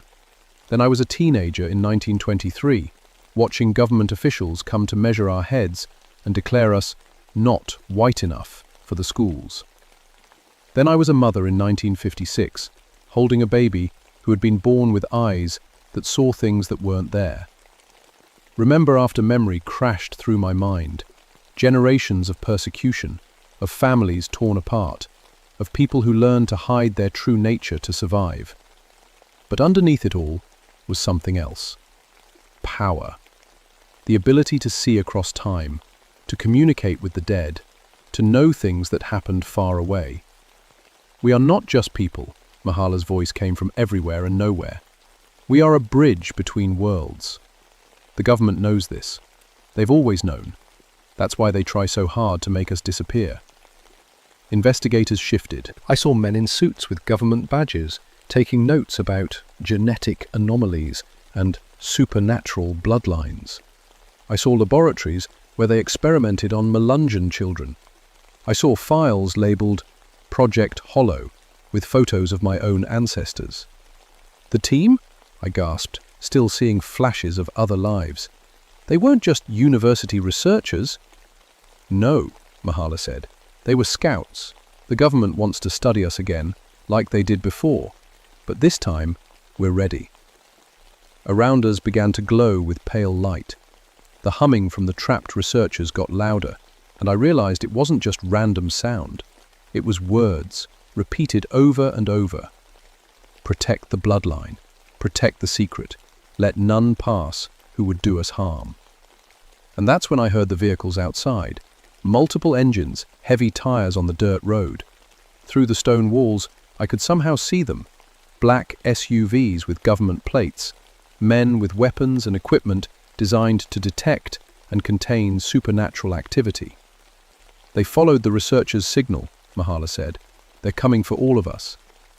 The sound of car doors slamming echoed down through the mountain like gunshots. Mahala squeezed my hand tighter, and more memories flooded in. But these were different. These showed me what the Melungeon ancestors could do when they were threatened. Every time they've come for us, she said, we've found ways to protect ourselves. Sometimes we hide, sometimes we fight, and sometimes the air around us began to shimmer. The transparent figures of the dead Melungeons became more solid, more real. Their eyes blazed with cold fire. Sometimes we remind them why their ancestors were afraid of the dark places in these mountains. Heavy footsteps echoed from above, commands being shouted in military-style language. I heard equipment being moved, the high whine of electronic devices powering up. "Rebecca," Mahala said urgently, "You have a choice to make. Your bloodline connects you to all of this, but you've lived in their world. You can walk away right now, go back to being just a park ranger, and they'll probably leave you alone. Or what? Or you become who you really are." One of the trapped researchers opened her eyes again. This time when she spoke, I recognized the voice. It was my own great-grandmother, who had died when I was 5. "Little bird," she said in the Cherokee my great-grandmother had taught me. "The hollow calls to its children. Will you answer?" Above us, the footsteps had reached the cabin. I heard electronic equipment squealing, the same sound from the audio recording. Whatever the government team had brought to detect supernatural activity, it was going crazy. "Contingency Protocol 7, a man's voice commanded. "Full spectral suppression. No one gets out alive." That's when I understood. This wasn't a rescue mission. They were here to clean up loose ends, the researchers, me, anyone who had seen too much. The missing DNA team had discovered something the government wanted to keep secret, and now everyone involved had to disappear. "They've done this before," I said, the knowledge coming from memories that weren't mine. "To our families, for generations." "Yes," Mahala said, "but never when we were ready for them." She let go of my hand, and immediately I felt stronger, more aware. I could sense the men above us, count their heartbeats, smell their fear sweat. I could feel the electronic equipment they carried like insects crawling on my skin. Capitalists. "What do I need to do?" "Prohibited." "Nothing," she said. "Just remember who you are." Blindness. The chamber filled with light, as every one of the dead Melungeons raised their hands. The humming from the trapped researchers became a chant, words in the old language that made the stone walls themselves vibrate. And then I felt them. All of them. Every ancestor, every generation of my family that had lived and died in these mountains. Their memories became mine. Their knowledge flowed into me like water rushing into a dry riverbed. I understood now why the government feared us. We weren't just people with unusual DNA. We were living bridges between the world of the living and the world of the dead. We could call on our ancestors for help, access memories that went back centuries, see things that normal people couldn't see. And right now, every Melungeon who had ever died to protect their family was standing in this chamber, ready to fight. The ceiling above us cracked. Dust rained down as heavy machinery started cutting through the floor of the cabin.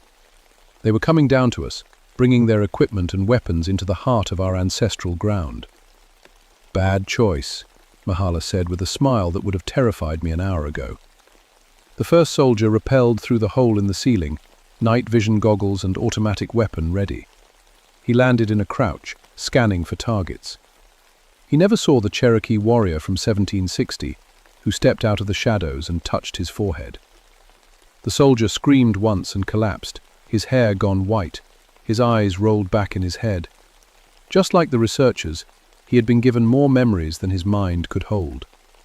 More soldiers followed, and each one met the same fate. The dead Melungeons moved like smoke, untouchable by bullets, unstoppable by technology.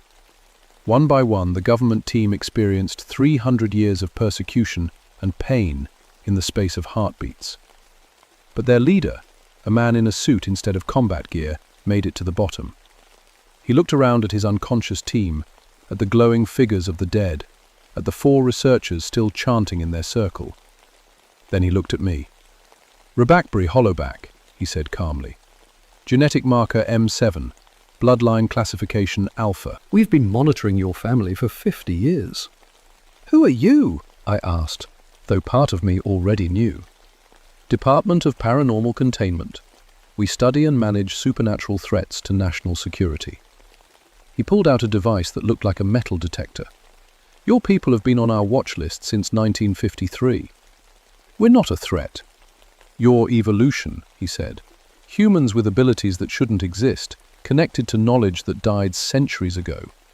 Do you have any idea what foreign governments would do to get their hands on that kind of capability? The device in his hands beeped faster as he pointed it at me. You could read the memories of dead enemy agents, access battle strategies from warriors who lived before guns were invented, communicate with the ancestors of foreign leaders. So you kill us. We protect everyone, he said, including you. There are people out there who would dissect your entire bloodline to understand how your abilities work.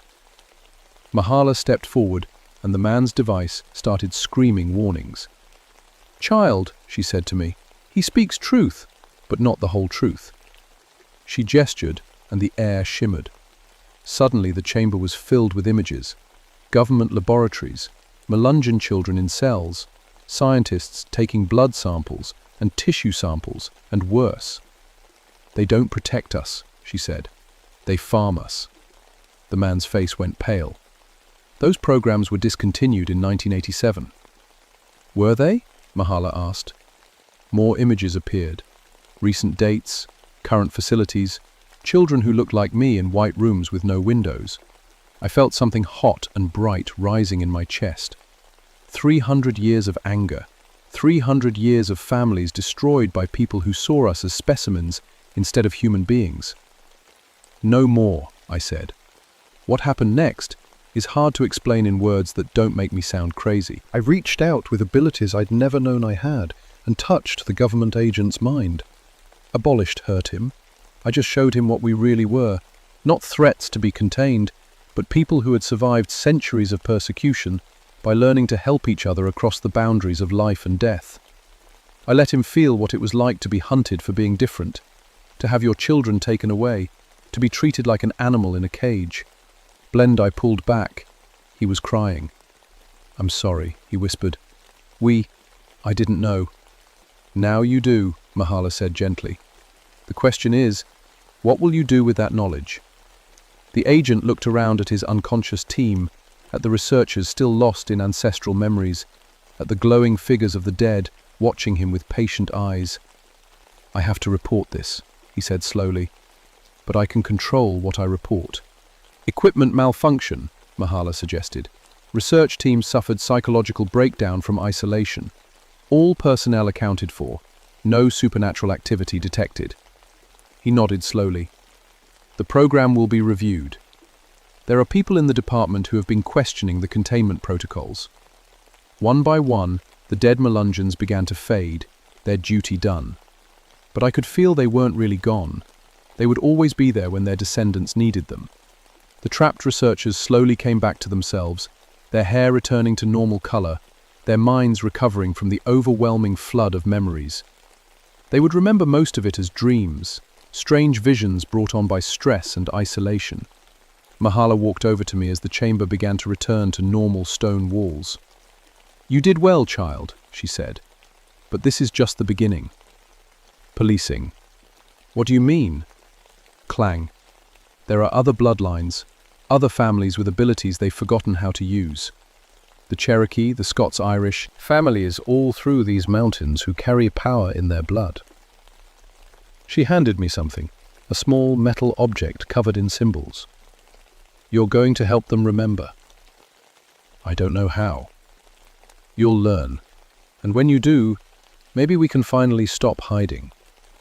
She kissed my forehead, and I felt a warmth spread through me that I knew would never completely fade.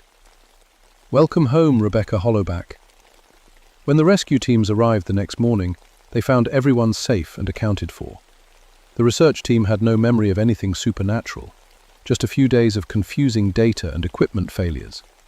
The government agents reported equipment malfunction and recommended the area be classified as geologically unstable. A park ranger, but everything was different now.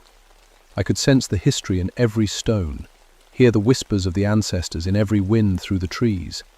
And sometimes, late at night when I was alone on patrol, I would see them, figures in old-fashioned clothes watching over their descendants, making sure the hollow stayed protected. 3:43 3 months later, I got a call from a woman in North Carolina. Her family had been experiencing strange dreams, seeing ancestors they'd never met. She'd somehow gotten my number and heard I might understand. I drove down to meet her the next weekend.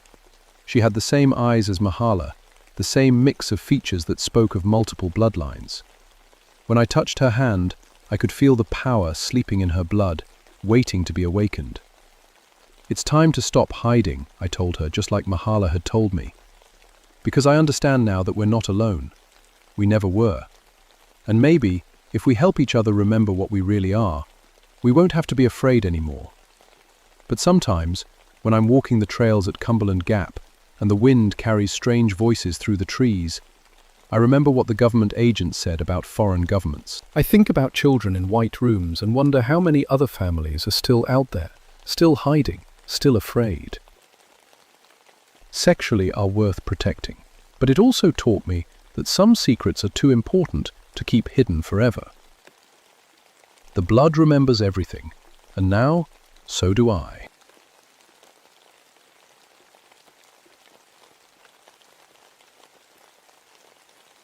My name is Margaret Stormcrow, and I've been a park ranger in North Carolina's Blue Ridge Mountains for 9 years. People always ask about my last name. It comes from my grandmother's Cherokee blood, though most folks just see a white woman in a green uniform.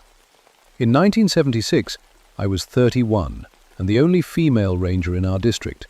I loved my job, even when it meant dealing with bears in campgrounds or tracking down poachers in the backcountry.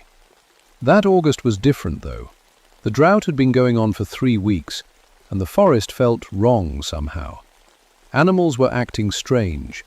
Deer coming down to the roads in broad daylight, birds flying in weird patterns. But what really got my attention was the livestock. 47 animals dead in 2 weeks. Cows, goats, even some horses. All of them drained of blood through 2 perfect holes in their necks. No struggle marks, no tracks around the bodies except for the normal farm animals. The farmers were scared and getting angry. I remember the first call came in from Bill Henderson's farm, just outside the National Forest boundary. I drove my truck up the winding mountain road, thinking it was probably wild dogs or maybe a sick bear. Bill met me at his gate, his face white as paper. "Kamal have seen, Margaret," he said, leading me toward his pasture. "Look at this." The cow was lying on its side in the middle of the field. At first glance, it looked like it was just sleeping, but when I got closer, I saw the 2 holes. Perfect circles, about 1 inch apart, right where the neck met the shoulder. The animal looked empty, like someone had drained all the life out of it. I knelt down and examined the wounds. No tearing, no ragged edges. They were clean, almost surgical. The grass around the cow was undisturbed. Whatever did this had been very careful. "Any tracks?" I asked Bill. He shook his head. "That's the strangest part. I checked everywhere. Nothing. It's like the thing flew in and flew out." I took pictures and collected some samples, though I wasn't sure what I was looking for.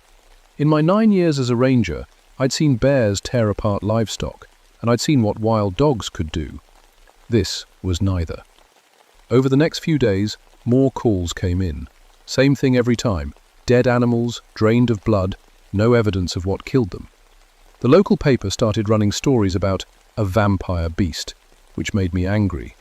People were scared enough without newspapers making things worse. Column-wise, I spent my time driving between farms, taking notes, trying to find some pattern. The attacks were happening in a rough circle around Looking Glass Rock, one of the highest peaks in our district. All the farms were within 10 miles of the forest boundary. Whatever was doing this was coming out of my woods. The farmers started forming groups, carrying guns when they went out to check their animals. Some talked about hunting parties, going into the forest to track down whatever was killing their livestock. I couldn't let that happen. Too many people would get hurt, probably for nothing. I was sure it had to be an animal, some kind of predator that was sick or injured. Maybe it had rabies and couldn't hunt normally. The blood draining part didn't make sense, but I'd seen sick animals do strange things before. Presume that's what I told myself anyway. I was a ranger, not some superstitious mountain person who believed in monsters. There had to be a reasonable explanation. At night, lying in my small cabin on the edge of the forest, I could hear things moving in the darkness outside. Things that didn't sound like any animal I knew. And sometimes, when I was out on patrol during the day, I'd get the feeling that something was watching me from the deep woods. I just didn't know how right I was. The first person to actually see the thing was Tommy McLeod, a 12-year-old boy whose family was camping at Davidson River. Tommy's dad brought him to my office 3 days after the latest livestock attack. "Tell her what you told me, son," his father said, putting a hand on the boy's shoulder. Tommy was pale and shaking. He kept looking toward the window like he expected something to come crashing through. When he spoke, his voice was barely a whisper. "I was getting water from the stream," he said. "It was early, just after sunrise. I heard this sound behind me like someone breathing real heavy. When I turned around, there was this thing watching me from the trees." "What did it look like?" I asked gently. "It was standing on 2 legs, but it wasn't a person. It was about as tall as me, maybe a little bigger, grey skin like a lizard. It had these spikes running down its back, and its eyes—" Tommy stopped and shuddered. "Its eyes were red and glowing. It stared right at me and I couldn't move, couldn't even scream. I just stood there while it looked at me." "How long did this last?" I asked. "I don't know, maybe a minute? Then it just turned around and walked back into the woods, real fast, like it was floating." Tommy's dad looked at me with worried eyes. "He won't sleep without the lights on. Keeps saying the thing is coming back for him." I took down all the details and drove out to their campsite. The stream ran clear and cold from the mountains, surrounded by thick rhododendron bushes. I found some broken branches where something had pushed through, but no footprints.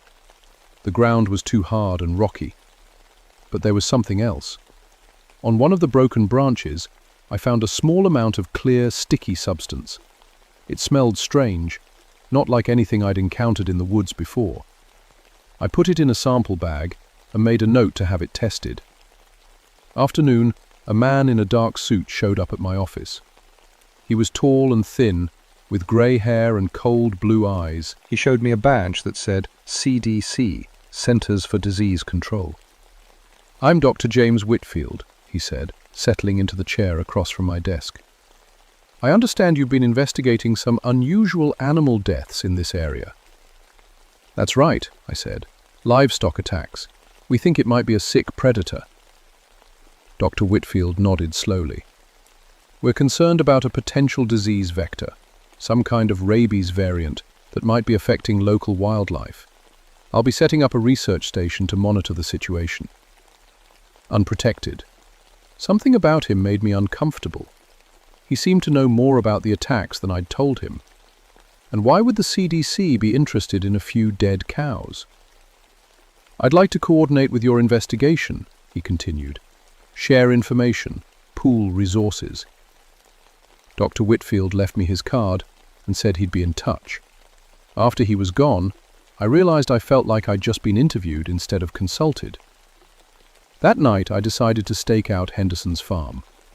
If whatever was killing the livestock was going to strike again, it would probably come back to the same area. I parked my truck in the woods about a quarter-mile away and hiked to a spot overlooking the pasture. I brought my infrared scope and a motion detector, plus my rifle, just in case. The night was clear and hot. Crickets chirped in the grass, and occasionally I heard an owl calling from the forest. Normal sounds, peaceful sounds. I started to think I was wasting my time. Meticulously. Then, around 2 a.m, the crickets stopped. The silence was sudden and complete. Even the breeze seemed to die away. I picked up my scope and scanned the pasture, looking for any movement. At first I saw nothing. Then something moved near the fence line. Something that didn't look right. Through the infrared scope, I could see a heat signature moving across the field. But it wasn't moving like any animal I knew. It seemed to flow from one spot to another, faster than anything should be able to move. And it was walking upright. I watched it approach one of Henderson's cows. The animal didn't seem afraid. It just stood there while the thing got closer. When they were about 10 feet apart, the cow simply laid down in the grass, like it was going to sleep. The creature moved to the cow and bent over it. I couldn't see exactly what it was doing, but it stayed there for several minutes. When it finally straightened up, the cow didn't move. Then the thing looked directly at me. Even through the scope, even from a quarter-mile away, I could see its eyes, red and glowing, just like Tommy had said.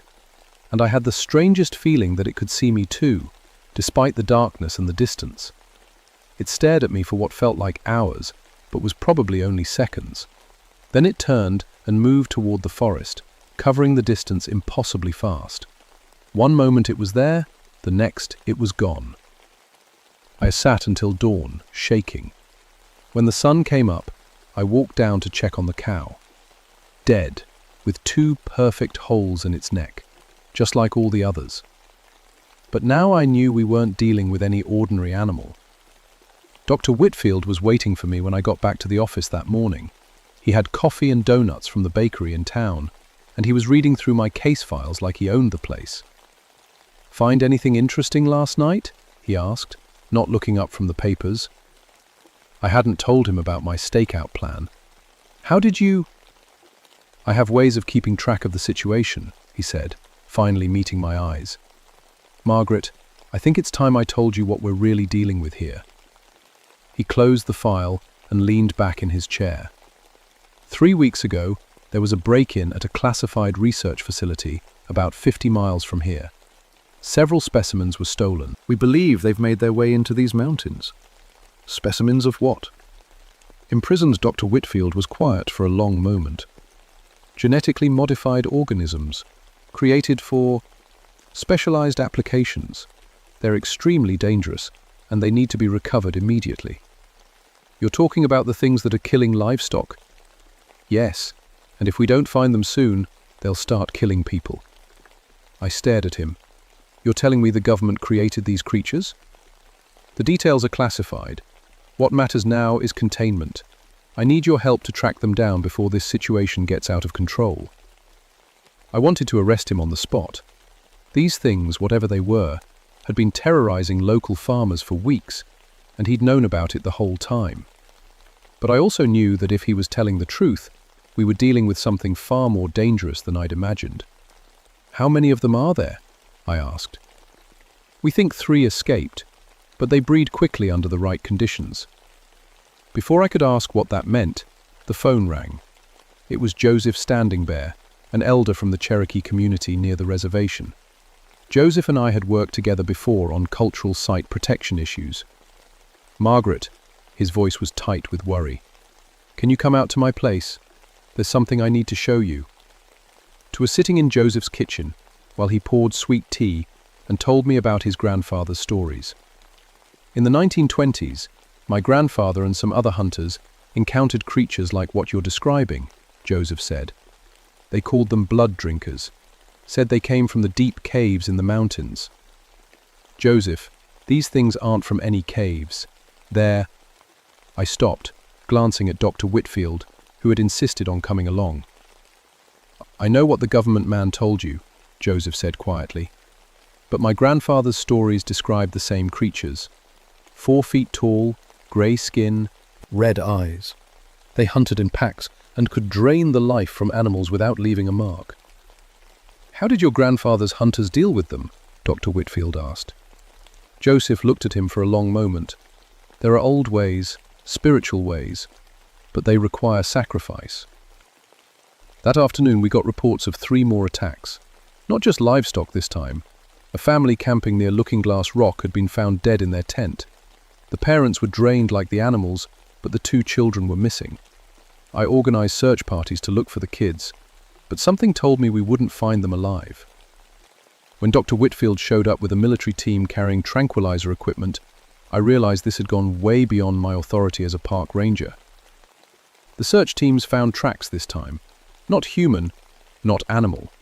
4-toed prints with claw marks, leading toward a series of old mine shafts on the north face of Looking Glass Rock. Dr. Whitfield said, studying the maps, "We'll go in at first light."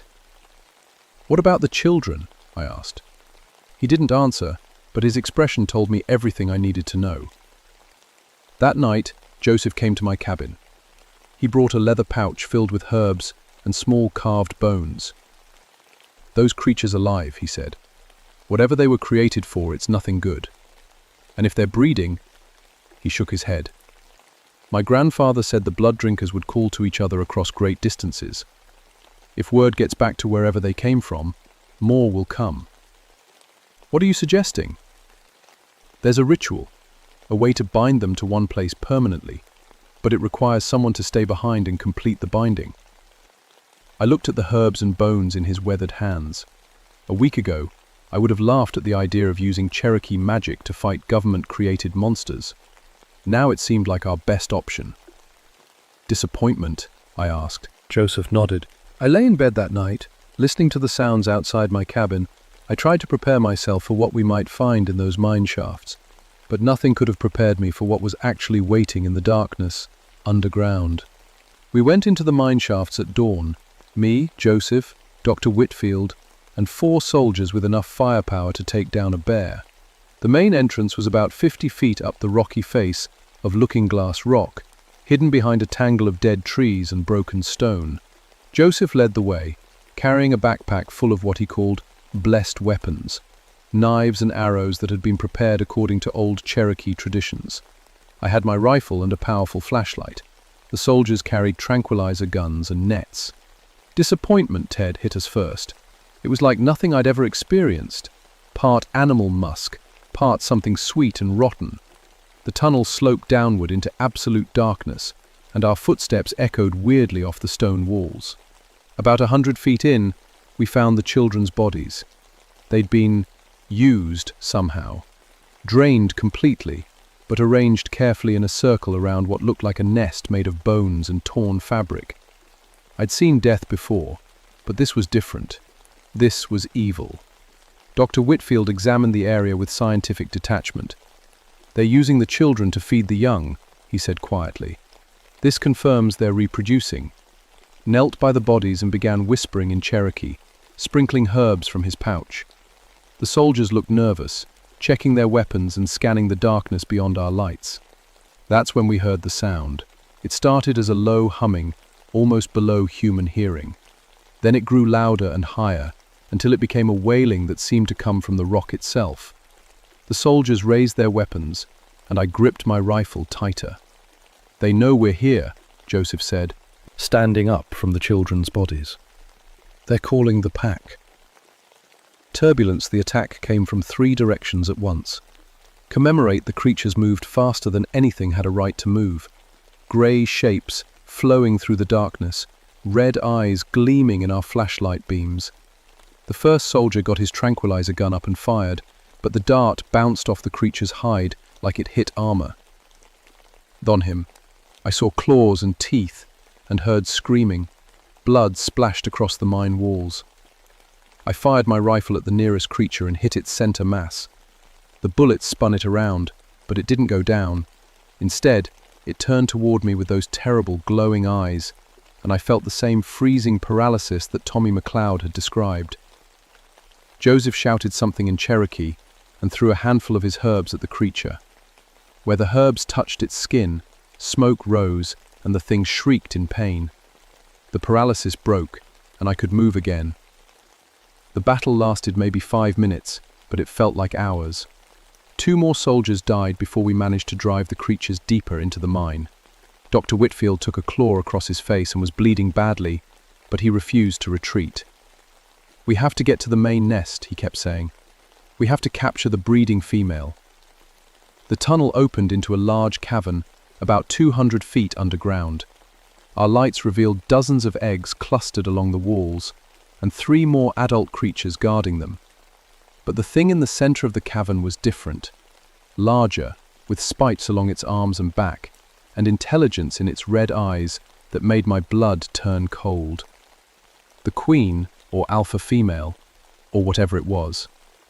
When it saw us, It let out a sound that was part roar and part something that might have been laughter.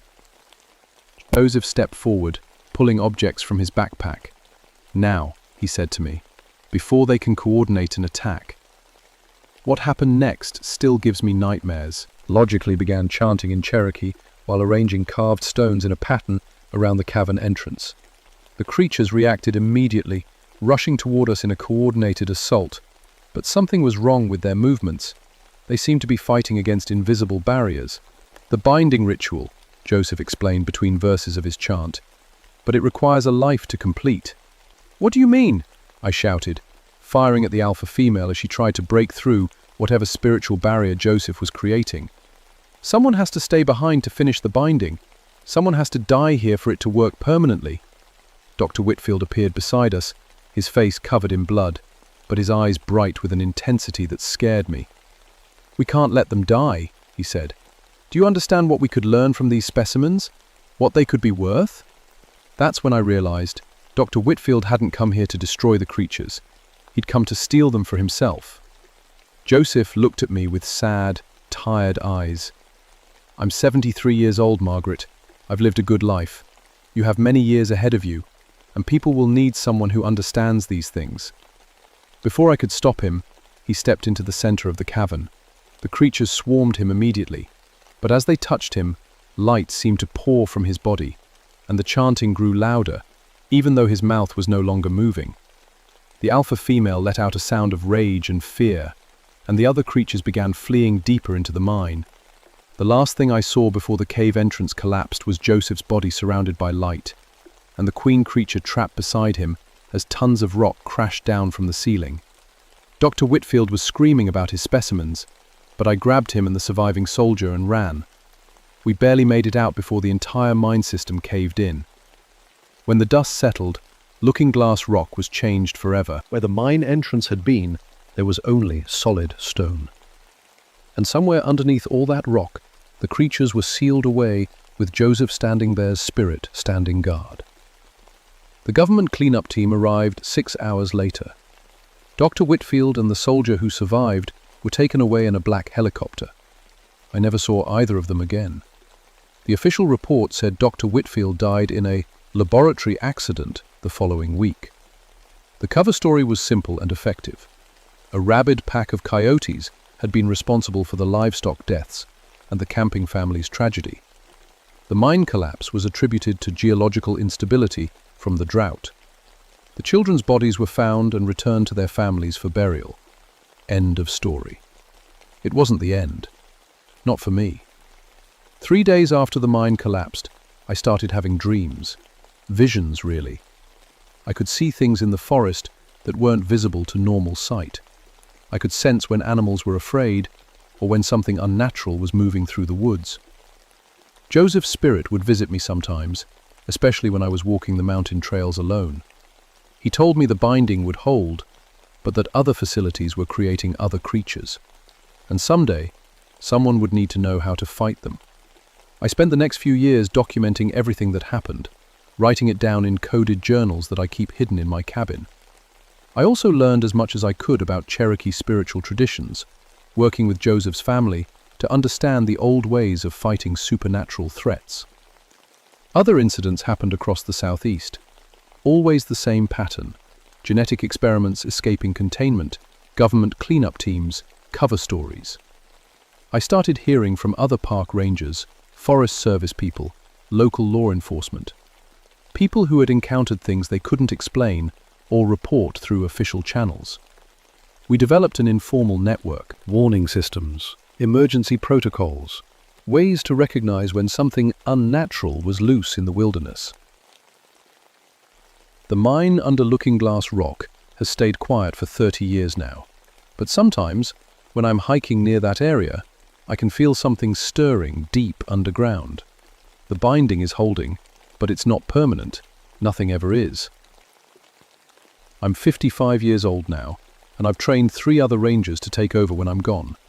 I've taught them what Joseph taught me about the old ways, and I've made sure they understand what kind of world we're really living in. Because the government never stopped making their creatures, they just got better at containing them, most of the time.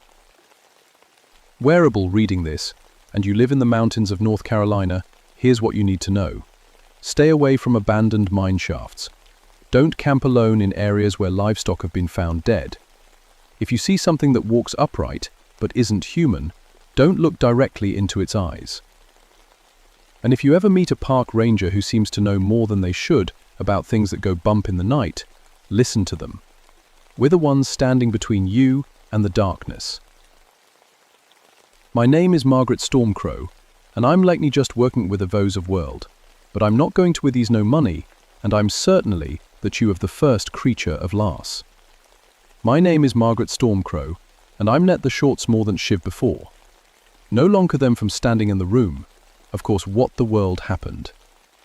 My name is Margaret Stormcrow, and I'm finding between you and stay away from the park ranger who seems degenerated. My name is Margaret Storm, and I'm navigate to run the darkness, which work them workshly and nothing listen, provides here the world was retrograde. With you feeling the bod of the area, if you also have it as world, pretty much deep away, but more than the park ranger, continue enshal accessed that recently know. Within you're given to a few improving, but the definitely looking for the more, but if you complete the idea, remain be price. My name is Margaret Storm, and I'm understand their well with weld. Just describe the work I was well, but if you also want to most kind of things that just not to look at, when you need, mean to me, you can already trying to explore, together than the darkness. I've Mary Stormcrow, and I'm still standing guard. The mountains remember everything, and some secrets are too dangerous to die with the people who know them. But I won't be around forever. Someone else will have to take up the watch. I just hope they're ready when the time comes.